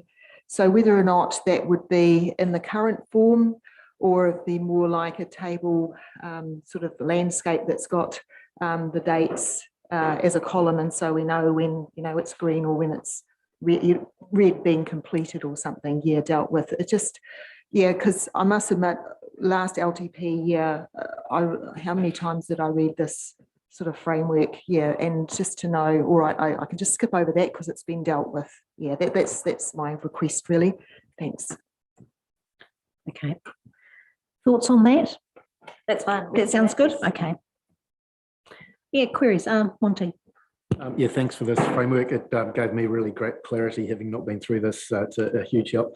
Just got a question, kind of aware that in the background, business cases are being written. And you kind of go through this framework and look at the bits that are still to be done, like levels of service, etc. And just sort of a general question, how can the organisation go about writing business cases without some of those fundamental building blocks in place? It sort of seems a little bit horse before cart.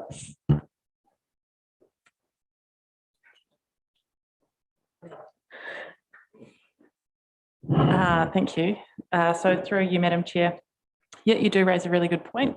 There will ultimately be a culmination of bringing the business cases, levels of service, information all together through the budgeting process. We'll be going through a bit of a prioritisation exercise and essentially it will all come together then. I do hear what you're saying. it is very, very complex, but essentially we don't have the time to be doing things that linear. It's just too big of a piece of work for that. I'm a linear thinker, you've got me there. I couldn't see in this where the business cases were going to get presented. Is sort of the second part of the question. Okay, so they will be, they're scheduled probably August, September at this stage. Yeah, they the business case writers, they are due for completion on Friday, and then they'll go through to exec for just their consideration or their oversight, and then following that they'll be presented to council. Thanks, Melissa. Okay, are there any other queries, comments? No? Okay, so we've got a recommendation just to receive the report on page 322. Can I have a mover and a seconder, please? Thank you, Claire. Thank you, Marcus. All in favour? Carried. All righty, so we're going to move on to our next item, which is the group of activity structure. So same ladies, hand it over to you. Thank you. So this report recommends that the groups of activity structure is retained for this next LTP. Groups of activities are a requirement of the Local Government Act, and how we group the work we do to make it easy for the community to understand the work we undertake and how it is funded. We feel the structure is working well, it's aggregated to the right level, and it also dates back to the 2012 LTP, so it enables that comparability between LTPs. So yeah, again, I'm happy to answer any questions anyone's got. Yeah, thank you for that, Anthea. Claire. Thank you. Yes, I agree that, it's looks pretty good and it matches the services that we have generally. There were two changes that I'd like to see, or additions. Firstly, there's nothing there about climate change. So we've been advised, through an internal audit that we really need to be stepping up into the climate change activity. And in a way, our environment strategy is sort of linked with that as well. So I'd love to see that as a separate line under the activity column. Where should it go? I don't know if it should be under governance, because I felt that it's to do with strategy and our stakeholder relationships, because it's not, the climate change activity and the environment activity, they actually extend well beyond the boundaries of Waipā District Council itself, or whether or not it should be under one of the other headings where, like even planning and regulatory and community services and things like that. Yeah, it could sit there quite comfortably as well. Great to get ideas from other people. Yeah, I'd be disappointed if it wasn't there, I guess, or I'd be disappointed if it was subsumed under another heading. Yeah. And the other suggestion I had was the waste management and minimisation. I'd love to see more focus on resource recovery, because, waste management and minimisation kind of, I guess it's almost like a negative, whereas I see resource recovery as a positive.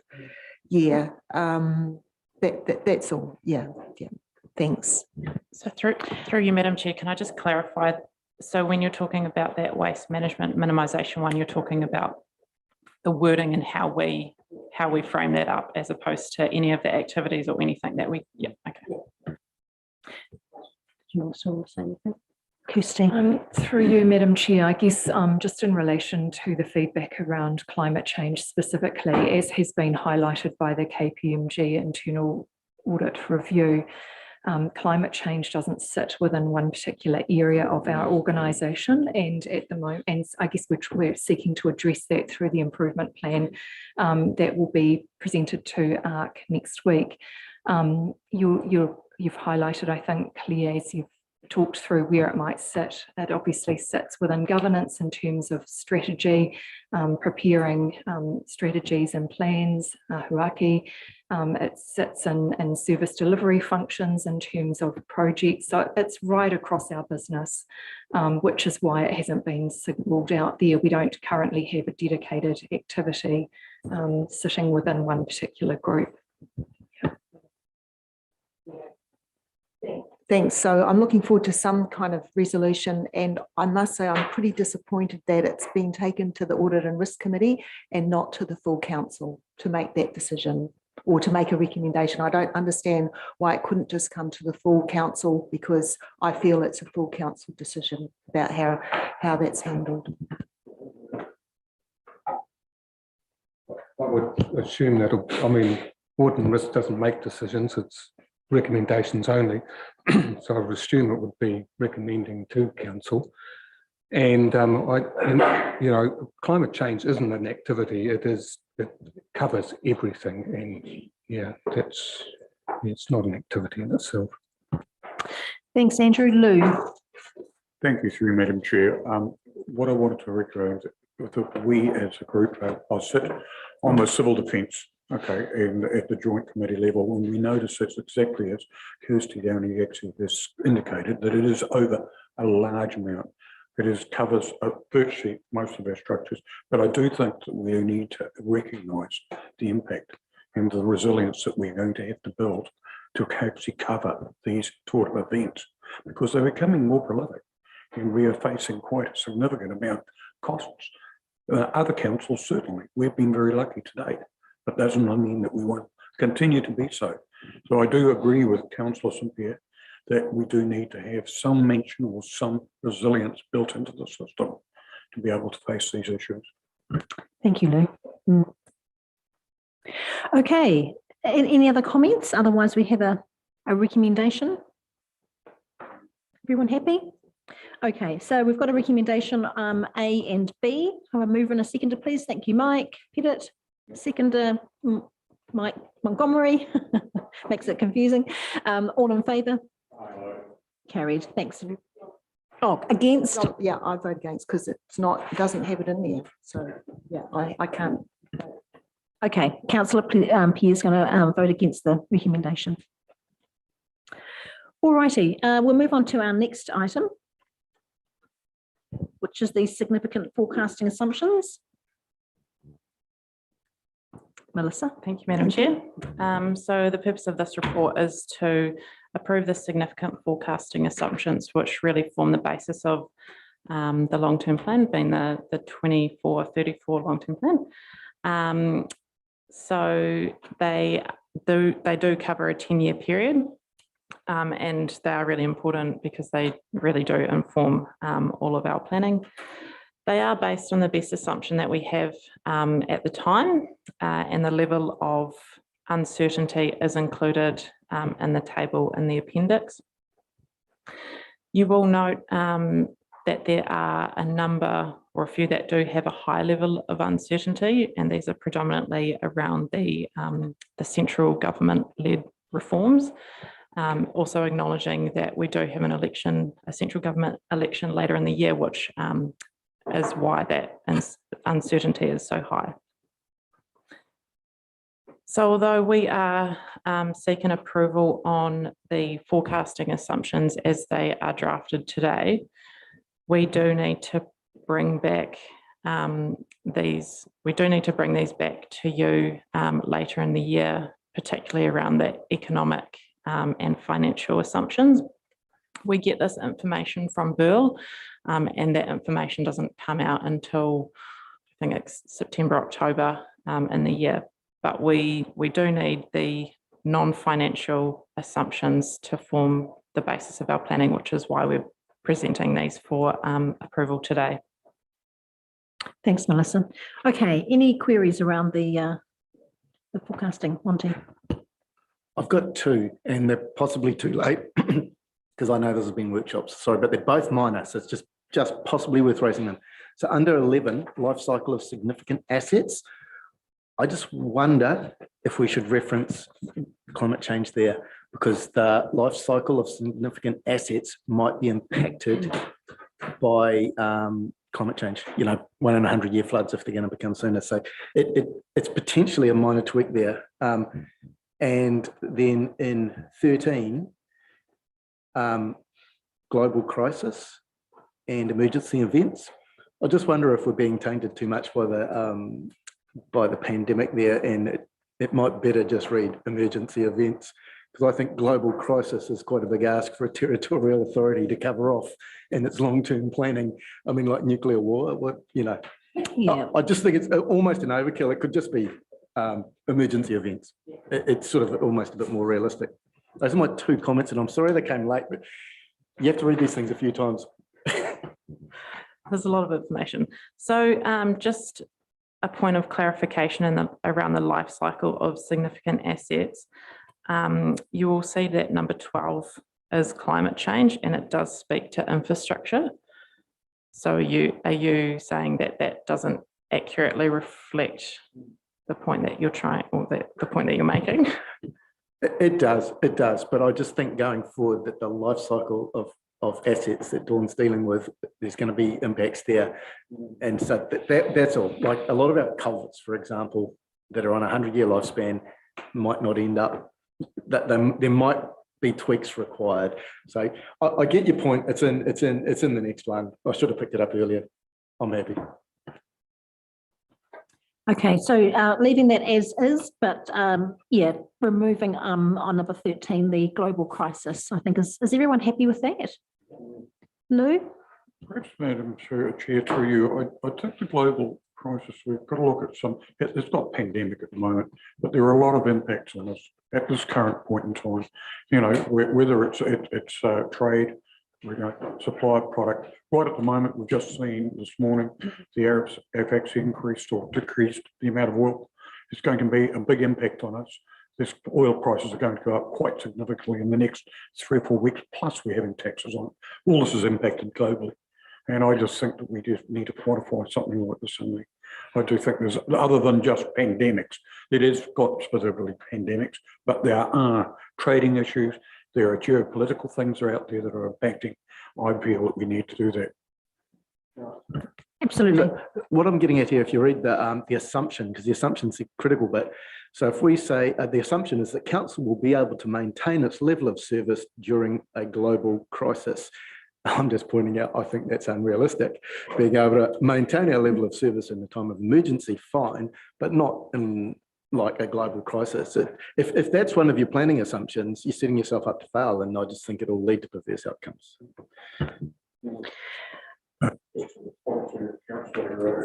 Councillor Montgomery, I do agree that we would not be able to mitigate that, of course. But what I am saying is that we are aware of the impacts of that will have on our economy and on our trading and normal trading and business plans. Okay, so I think we've got to a hopefully a comfortable place where that can be just tweaked slightly to accommodate the views. Are you comfortable with that, Melissa? Madam Chair, if I could just say, it's perhaps the way it's formatted in the agenda, but if you go to the next page, it talks about global crisis, such as a crisis, 10-page, and emergency events. So it's on the very top of the next page. Yeah. Just the way it's formatted. Or we can make it clear that we're dealing with emergency events predominantly. Yeah, and I think Monty's point is around how we have the potential to respond, given we're a small authority. So yeah, have we taken into account that thinking as well? Everyone happy with that? Mike? To the chair, just a question around timeliness and number one, the affordable water reform. So if there's a change in the government at the election, which is in October, is it? Or are you confident that we've got time to pivot to a new political sort of aspirations? Yeah, but have we? I mean, you've got Christmas coming up and all the rest of it. What contingency have we got in place to pivot between then and setting this LTP? So I wouldn't say we've got a huge amount of contingency, but we have had this discussion at the exec table, and I was given confidence then that if things are to backtrack, we are able to respond to that. Beyond that, I mean, it's really hard to plan on it. We don't know what might happen in October. Yeah, but we will need to respond to it. So we don't really have a lot of choice. Okay, thanks, Melissa. Claire. Thanks. Yeah, just yeah, very comprehensive list of assumptions and which is great. I have a question about number 6, about technology changes. And the mitigation really is just to continue to monitor changes. So we've had a massive advance with AI, and I see that other like government agencies and that they're coming out with policies and that on how they're going to manage it. Like, has there any work been done on Waipa's approach to AI and things like that? Because it presents risks, not just opportunities. Through you, Madam Chair, I'm not personally aware of any. I imagine that would be something that George's team might lead or have oversight of. So I can clarify that with her. Yeah, that'd be great, because I think it would be definitely in her field, because and I don't really have any specific ideas on how it might impact, but it is being taken very seriously in the wider sector, and I think it would be a bit naive to think that we're planning for these 3 years or even 10 years and it wouldn't have some impact. Yeah. I also had a question on number 8, which is the local government shared services, and the risk is stated, that it's difficult to express a clear value in the collaboration through that investment. But I'm aware that, through either environmental, social and governance reporting or the global reporting initiative, that there are ways to, I suppose, present what the value proposition is and to communicate why it's such a good deal that we're doing this. And I don't know if there's any move to adopt those reporting frameworks or anything. I mean, that's what I'd really like to see, a commitment to ESG reporting or the GRI or something, even if it is at a council level, but it does make sense to do it as at a shared services level. It recognises, the change in that, I suppose, environment. And just on those reporting requirements, I also noticed under 12, climate change, under the assumptions column, but the last paragraph, it talks about further proposed legislative change. So a lot of that's to do with reporting requirements, like the Task Force for Climate Related Financial Disclosures, and there's also one about environmental impacts. Are we planning to actually implement those? I think there should be something to say that we are, but there's no mention of it. Yeah. And then lastly, on page 17, which is the population growth. So under the mitigations, it talks about our monitoring and also our forecasting and planning and structure plan development and that kind of thing. Firstly, with my involvement in Plan Change 17, there's been a lot of discussion about the usefulness of that business capacity assessment that we pay a lot of money for through Future Proof. But really, it was done 2 years ago and it's completely out of date, and the reliance on that information actually would be very unwise, to be kind about it. And I'd really like to see a better way of us getting a handle on what our development demand and our capacity is, because I don't think that's really performing for us. And then secondly, as part of, I suppose, more integrated planning to achieve reduced carbon emissions, there's some really good work around designing mixed use neighbourhoods so that you actually aim for a ratio of residential versus industrial or commercial versus services and things like that. And I'd love to see mention of something like that in there, that we're getting more specific about how we're not just going to try and achieve them through structure plans, but we're going to set these ratios and things like that. So it's a bit more, I suppose there's a bit more muscle behind our planning. Any comments about that?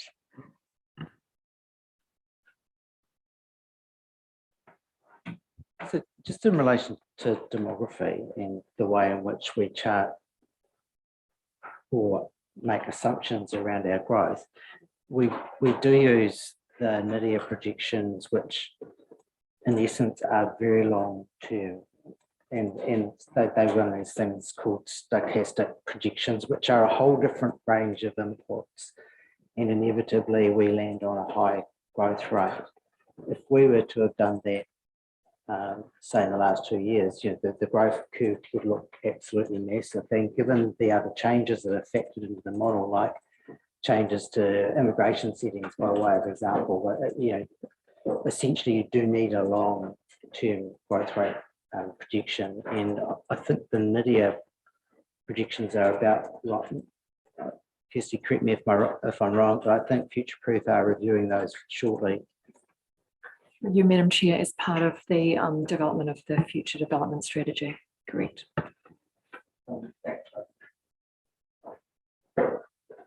Further to that, I just want to note that we will be having a presentation at the stage plan for August for David to come in and provide some more information on the population projections and how they're calculated and kind of everything that encompasses. So hopefully that'll be able to answer some of your questions then as well. Yeah, and in fact, David's been able to provide some excellent material, for the Plan Change 17 process, actually, which has been greatly appreciated. I'm not just making the point about population growth, but specifically around business or industrial demand. Yeah, and because I mean, you would have seen in our annual plan material that the increase in value in industrial land, has been phenomenal. And I think it. I just feel that we're not actually delivering for our industrial customers, in that regard, and the reporting that we're getting around it. I just feel that we need to look at it to try and improve it in some way to ensure that we don't get those huge spikes in demand, which then drive increase in land values in those areas, in those zones. Yeah. Lou. To just quickly return to topic 6, technological changes, and just wonder whether we need to include cybersecurity with the internal, operations that we run, and with AI. I think cybersecurity should be an important consideration to all of our operations. I just wonder whether that should be included. Let Gary answer that. So the protection of the council's assets in terms of information management is one of our top 10 risks. And there will be something coming to audit and risk in the next week, I think that is.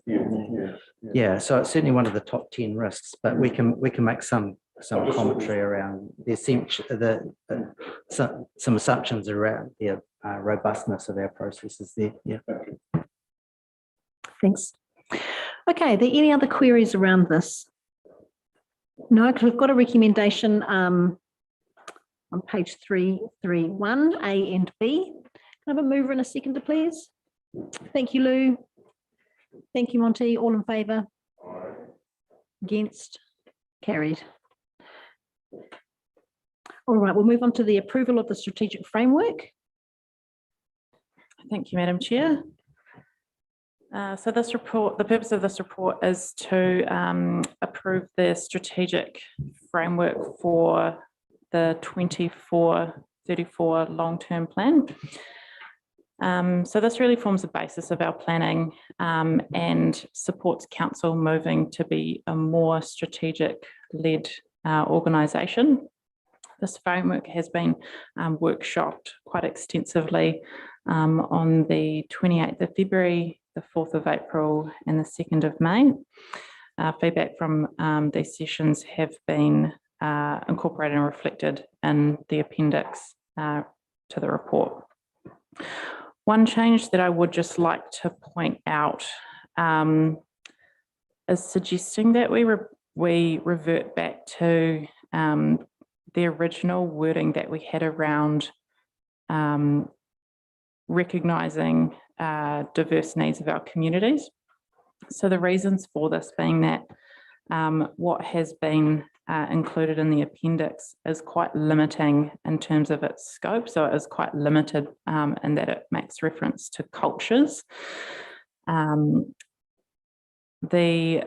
original wording, which is we recognise and respond to the increasingly diverse needs of our communities, is a lot broader in scope, acknowledging things such as the changing demographic of our community.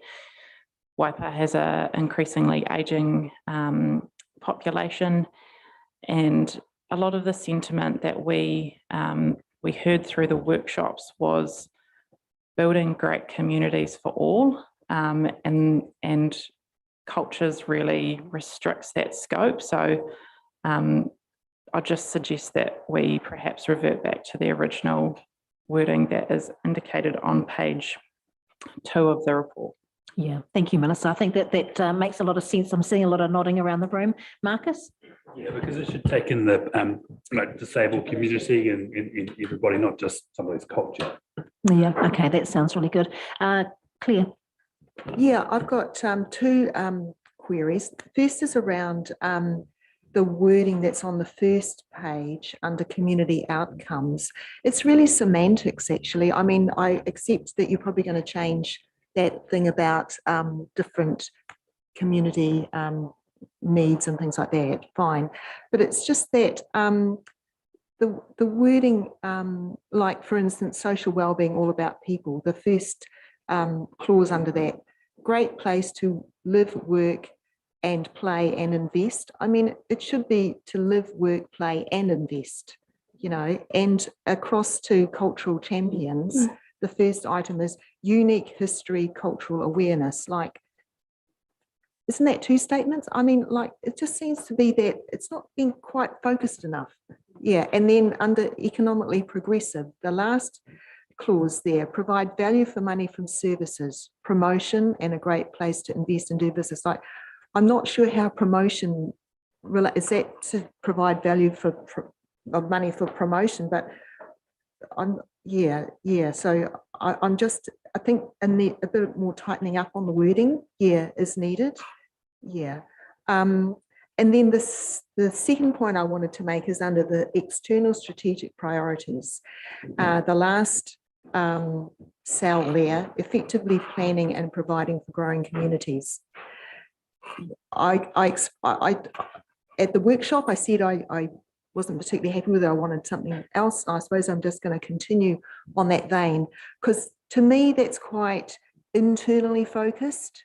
Whereas I think that with what we can see with the reforms and other changes that are happening in our wider environment and at a national level, I'd love to see something like Waipa recognises that we have a role both, you know, in the wider, our wider environment, as well as doing really well locally with our planning. So I guess it's recognising that, the state of play, we're in quite a lot of reforms, or, you know, there's an election coming up and things like that.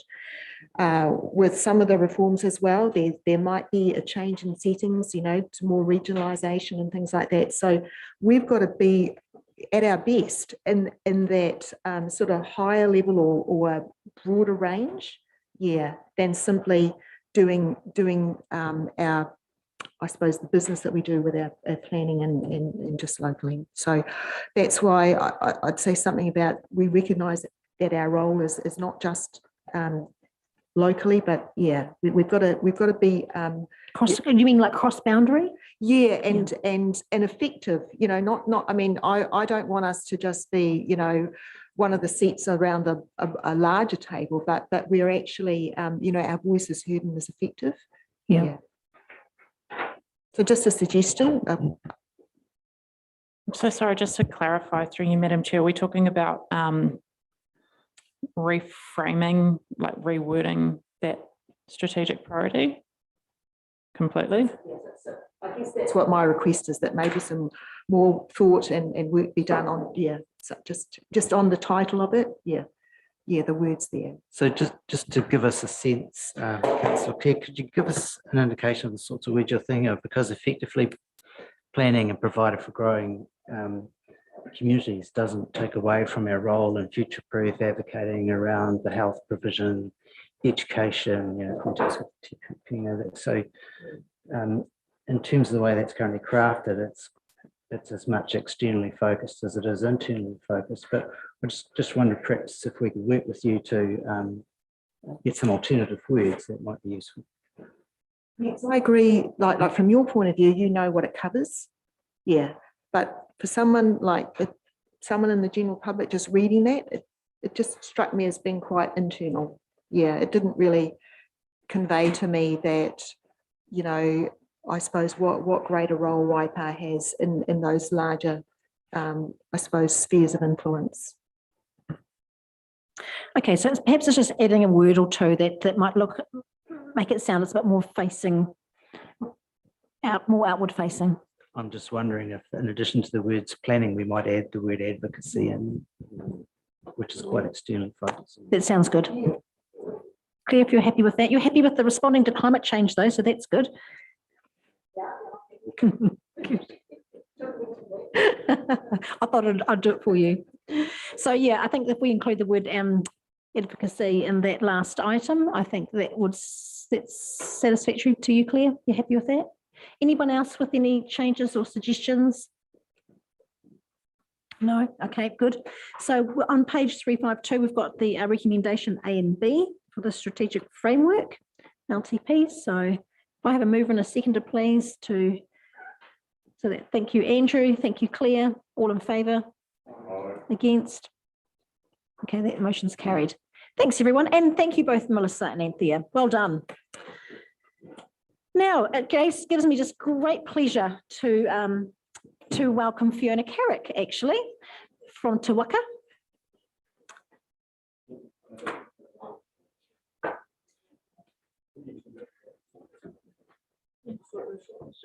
We don't know if he's on. Yeah. Well, I think he's on. We don't know if it's technology problems. Can I try and talk to him now? Joe's been messaging with him. Yeah.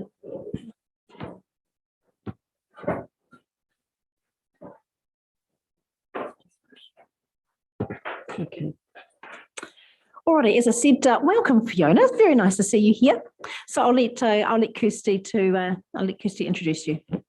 Thank you, Madam Chair. So I've provided you with a cover report introducing a presentation to be led by Fiona Carrick, our Chief Executive of Te Waka, who is here to share with you the strategic priorities, successes and future projects for her organisation. You've been provided with a presentation that you've had in advance and Fiona will lead you through that. Thank you. Thanks. Kia ora, thank you, Kirsty, and thank you for your time today. I will just take a few moments to go through the slides and happy to take questions throughout. And I'm going to lead off with summarising some of the key opportunities we've had and a little bit of background of where Te Waka's come from and ensure that we've got some alignment on our future opportunities. So as your regional economic development agency in 2021, an agreement with the Mayoral Forum of the time ensured that we were very focused on stakeholders and partners across the region to drive collaboration and support. Since that time, we have transitioned the regional partnership program to SODA. It's a program that supports small businesses funded by Kanoa. And we have also reshaped and refined our organisation to ensure we're absolutely focused on industry growth and investment attraction. It is key to note that to sustain regional growth, long-term investment is required, and a lot of that investment, whether it comes from external central government or from support from our partners like yourselves, it does take time sometimes to see the benefit realised for that. In terms of our region, we do generate significant GDP for New Zealand Inc. However, our funding is still the smallest in the country, and I think that is something we can be proud of because we are efficiently generating value for the region, and that value is not just economic value, it was also aligned to SDG outcomes and social outcomes as well. So we are currently funded across 10 partners and the Regional Council as well, and we have a total investment of 1.1 million. That's around $2 per capita. Nationwide, it's around 19. We are not suggesting in the current environment that that should be increased, and for long-term planning are requesting that our funding remains the same. We have refined and reshaped our organisation to match that.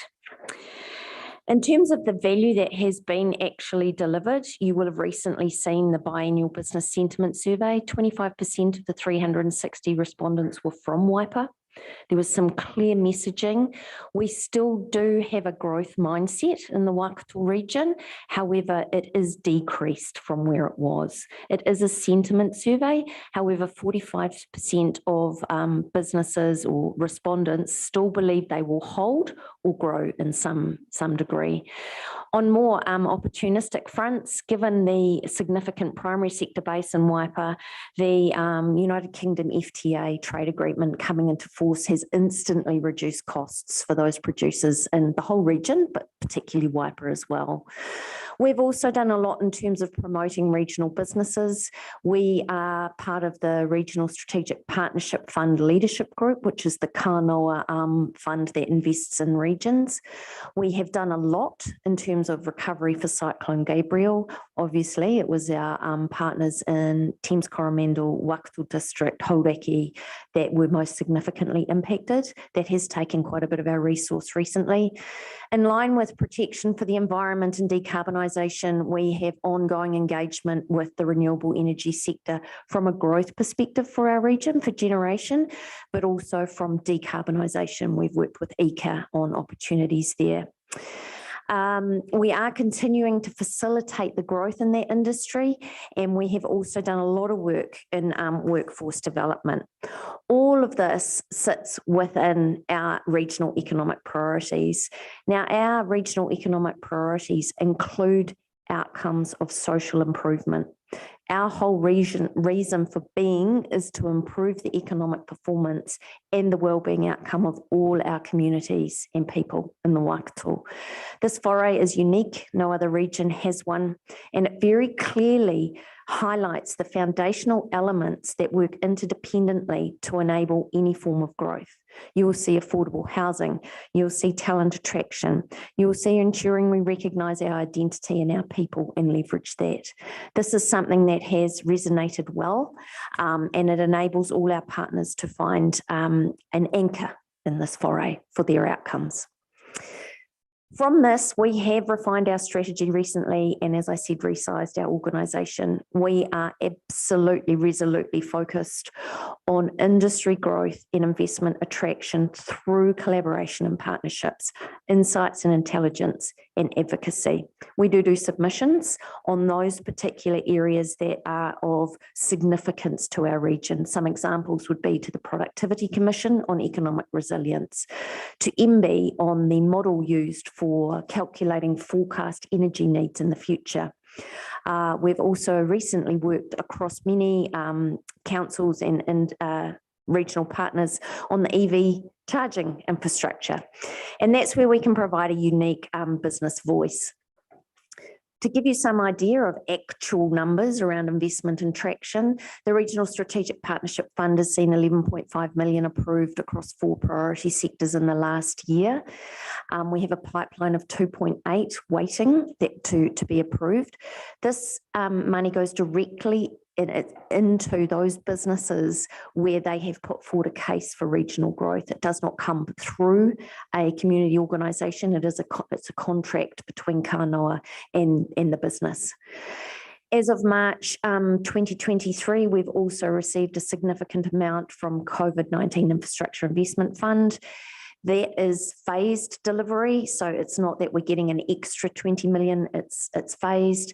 We also benefit from the Strategic Tourism Assets Protection Fund, and we continue to advocate for support around Cyclone Gabrielle. There is a lot to do in that space, and I do apologise for the typo at the bottom. It is 8 million in business assistance funding that has been distributed by TCDC across the region since the start of 2023. Just wanted to take a moment to focus on the opportunity we've got around renewable energy.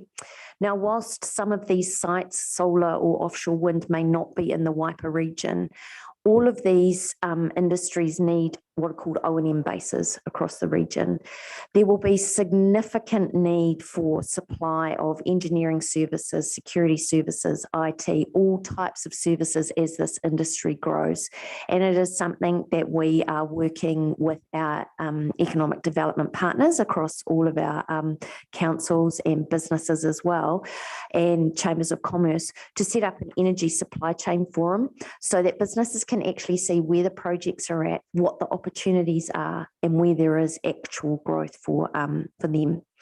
Some examples of how we do this industry growth and investment attraction: Tech Week, the Tech Student Speed Networking event saw 14 organisations, from Fonterra to Company X to Safe 365, to all sorts of organisations, over 70 students. Some came on buses from across the region, and those students were not all young. Many of them were mature students, and it was an opportunity to meet with the region's industry. It wasn't just here's a job, and it was very much individuals being able to understand how live, work and play in the Waikato is such a great thing, and what all the opportunities are. It doesn't all have to be in one part of the region. We also did some games to trade and some Lego serious play, which may not sound like it's industry attraction, but it was all engineers, and it was quite phenomenal what took place there. Industry growth, obviously we're a significant, well, we are the third food basket in the North Island that fortunately was not as damaged from the weather events as others. Collaboration with Foodstuffs North Island to enable any food producers to understand the pathway towards supplying large scalable supermarkets, etc. This was really well received. Again, we work across our partners to bring your local businesses or producers to these opportunities. We also have done quite a bit of work in workforce development. We have been to Thailand to attract and initiate the international student market.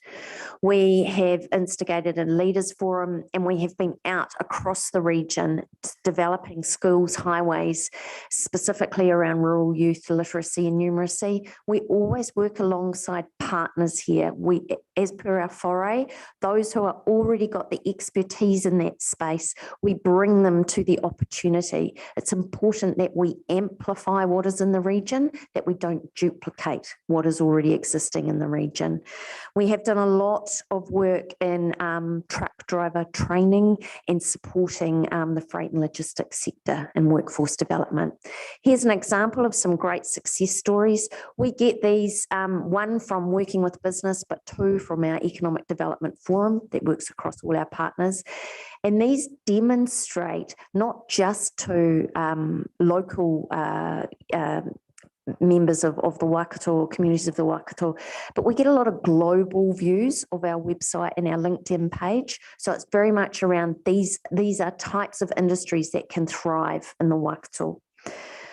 Little bit of success we have by working with Hamilton Waikato Tourism, managed to attract the Economic Development Conference in October 2023. It will be at the University of Waikato at the Gallagher Performing Arts Centre, and I would strongly implore you to come along to understand the models of economic development that are out there and how all the economic development parts of ECA and various other government agencies work together to drive benefits to the regions. We do work with tourism quite closely on events and opportunities. Obviously, there are 3 RTOs across our region. Briefly on the business sentiment survey, as I said, there is still a growth mindset in our region. However, it is down. The clear priorities, however, are roads, health, and housing. Now, this has been quite a step change from our other business sentiment surveys, but it is something that we obviously provide out to our businesses, but also to you as partners as well. Let's look forward to some opportunities once I get past the flooding question. We put this in. Our sentiment survey is something that has longitudinal questions, but we also listen to our partners and businesses for those areas where they would like us to find out more. And we put in a question around preparation for flood risks. What came through clearly, one from the statistics, but two from the comments, is a lot of our businesses honestly don't know if they are or aren't prepared. So that is something that we are communicating out and something in our recovery work that we're providing feedback to. Looking forward, just like Waipa, the whole region is going to grow significantly. We have the second highest net internal migration for last year, and the new figure should be out very shortly. So we'll be keen to see if that's continued into the region this year.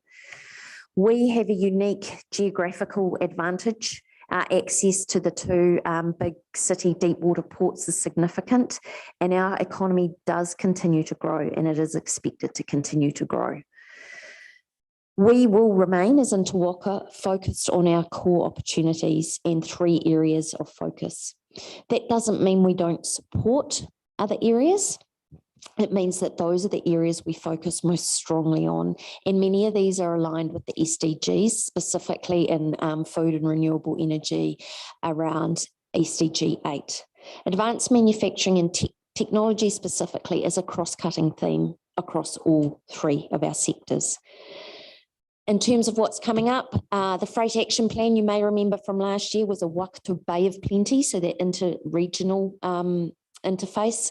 We have got an update on that in Transport Talk this week, which I'm sure you will read avidly. We have field days coming up. We are working as an innovation judge, a couple of the team for that, and it's great to see the wealth of innovation opportunities that are coming through. We continue to work with Education New Zealand around international education and how we can support that in our region, and our workforce development continues in commercial road transport. A little bit of investment attraction and advocacy. We do have the United Kingdom Trade Envoy to Aotearoa. We are welcoming him to the region next week. He will also be at field days. That FTA is a huge opportunity for our region. Offshore Wind Suppliers Forum, Kanoa Regional Partners Forum continues, and our submissions around any significant legislation, regulatory frameworks that are important for our region, we will continue to do as well. And we've also got the Local Government New Zealand report coming out on the 21st of June. So looking forward to that. I'll pause there. I've taken enough of your time. Thank you, Fiona.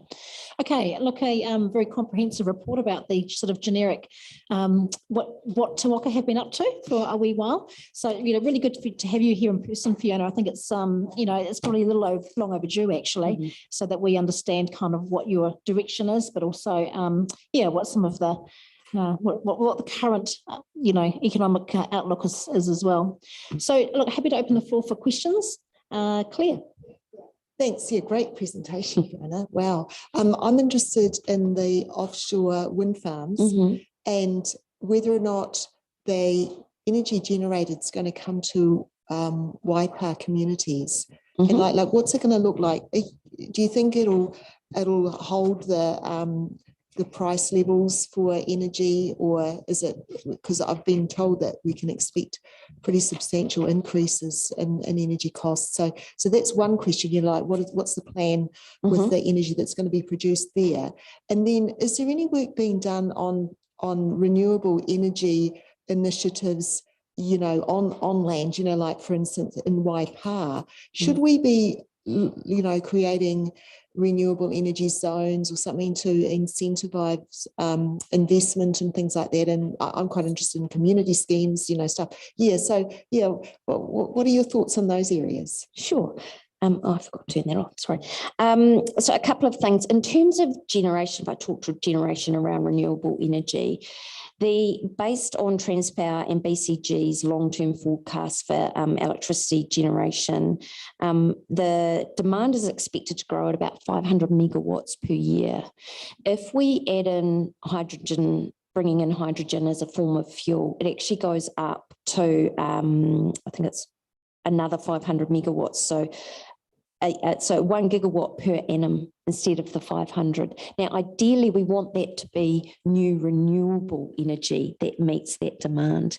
Our advantage as a region is where we're geographically spaced and having Huntly, which is very important to the national grid. So ideally, the offshore wind project and the other onshore wind projects provide that renewable energy into the grid.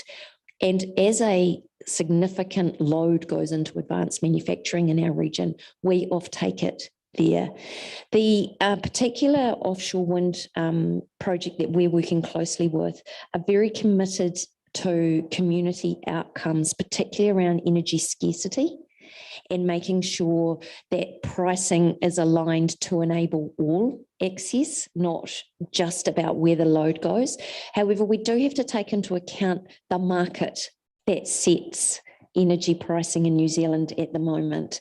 Hence, the recent submission around how the Commerce Commission and Transpower look at how they're going to set pricing. We provide feedback about, well, if we start generating this level, what does that mean? Please include those projects. To the second half of your question, it's about resilience. So it's not always windy, it's not always sunny, but it's generally windy off the west coast of New Zealand. So that's a bit of resilience. It comes into land use. What is the optimal land use for a particular area? If I look at a couple of the solar farms, it's how they've traded off what will work for them, not just now, but in 20 to 30 years' time. There is a bit of there's quite a few differences between solar and wind and offshore wind and onshore wind. And there is a hive of activity in our region at the moment on that. So we do work closely with the regional council, with the MB Energy team to understand. In terms of Waipa, I think potentially the longer term land use opportunity may be, and this isn't around what happens with horticulture, because Bay of Plenty is starting to get maximum. And when we look at the environment here, so I'm a bit biased, I'm from Waipa, that may be where you see the natural attraction for investment, because, yeah. Okay. Great. Other questions? No? Everyone happy? Excellent. Look, thanks for coming in today, Fiona. And for those that don't know, Fiona is a Cambridge resident, also was on the, still on the board of Waipa Community Facilities Trust. Exactly, yeah, so very familiar with our area as well. I guess, look, I'm looking at a lot of the work that you do, and I understand how at times, all of us councils will look to you for trends, economic activity and all of that kind of thing. I know you don't have a crystal ball, but it would seem to me that Waikato does fare pretty well and across the board in so many different areas, which is always good news. But I think a lot of the work that you do often goes unnoticed and undervalued. And I see that some of the, when I look at some of the things that you have been able to create and the forum where you've brought a lot of people together. And I think that that's probably something that has been missing. So it's really good to see that in your report today. Connecting us all together when we is not always easy. And often there's these missing links to gain, what often can be the better or bigger gains when we all understand what each other does and how we all might link together to hopefully produce better outcomes for everyone. So I thought that was a particular a really good measure, I suppose, of the great work that you have been doing. So good to see that in your report today too. All right, well look, we're going to break now. So we've got a recommendation as well on page 357. We're going to receive the report So Susan's going to move it and Lou's going to second it. All in favour?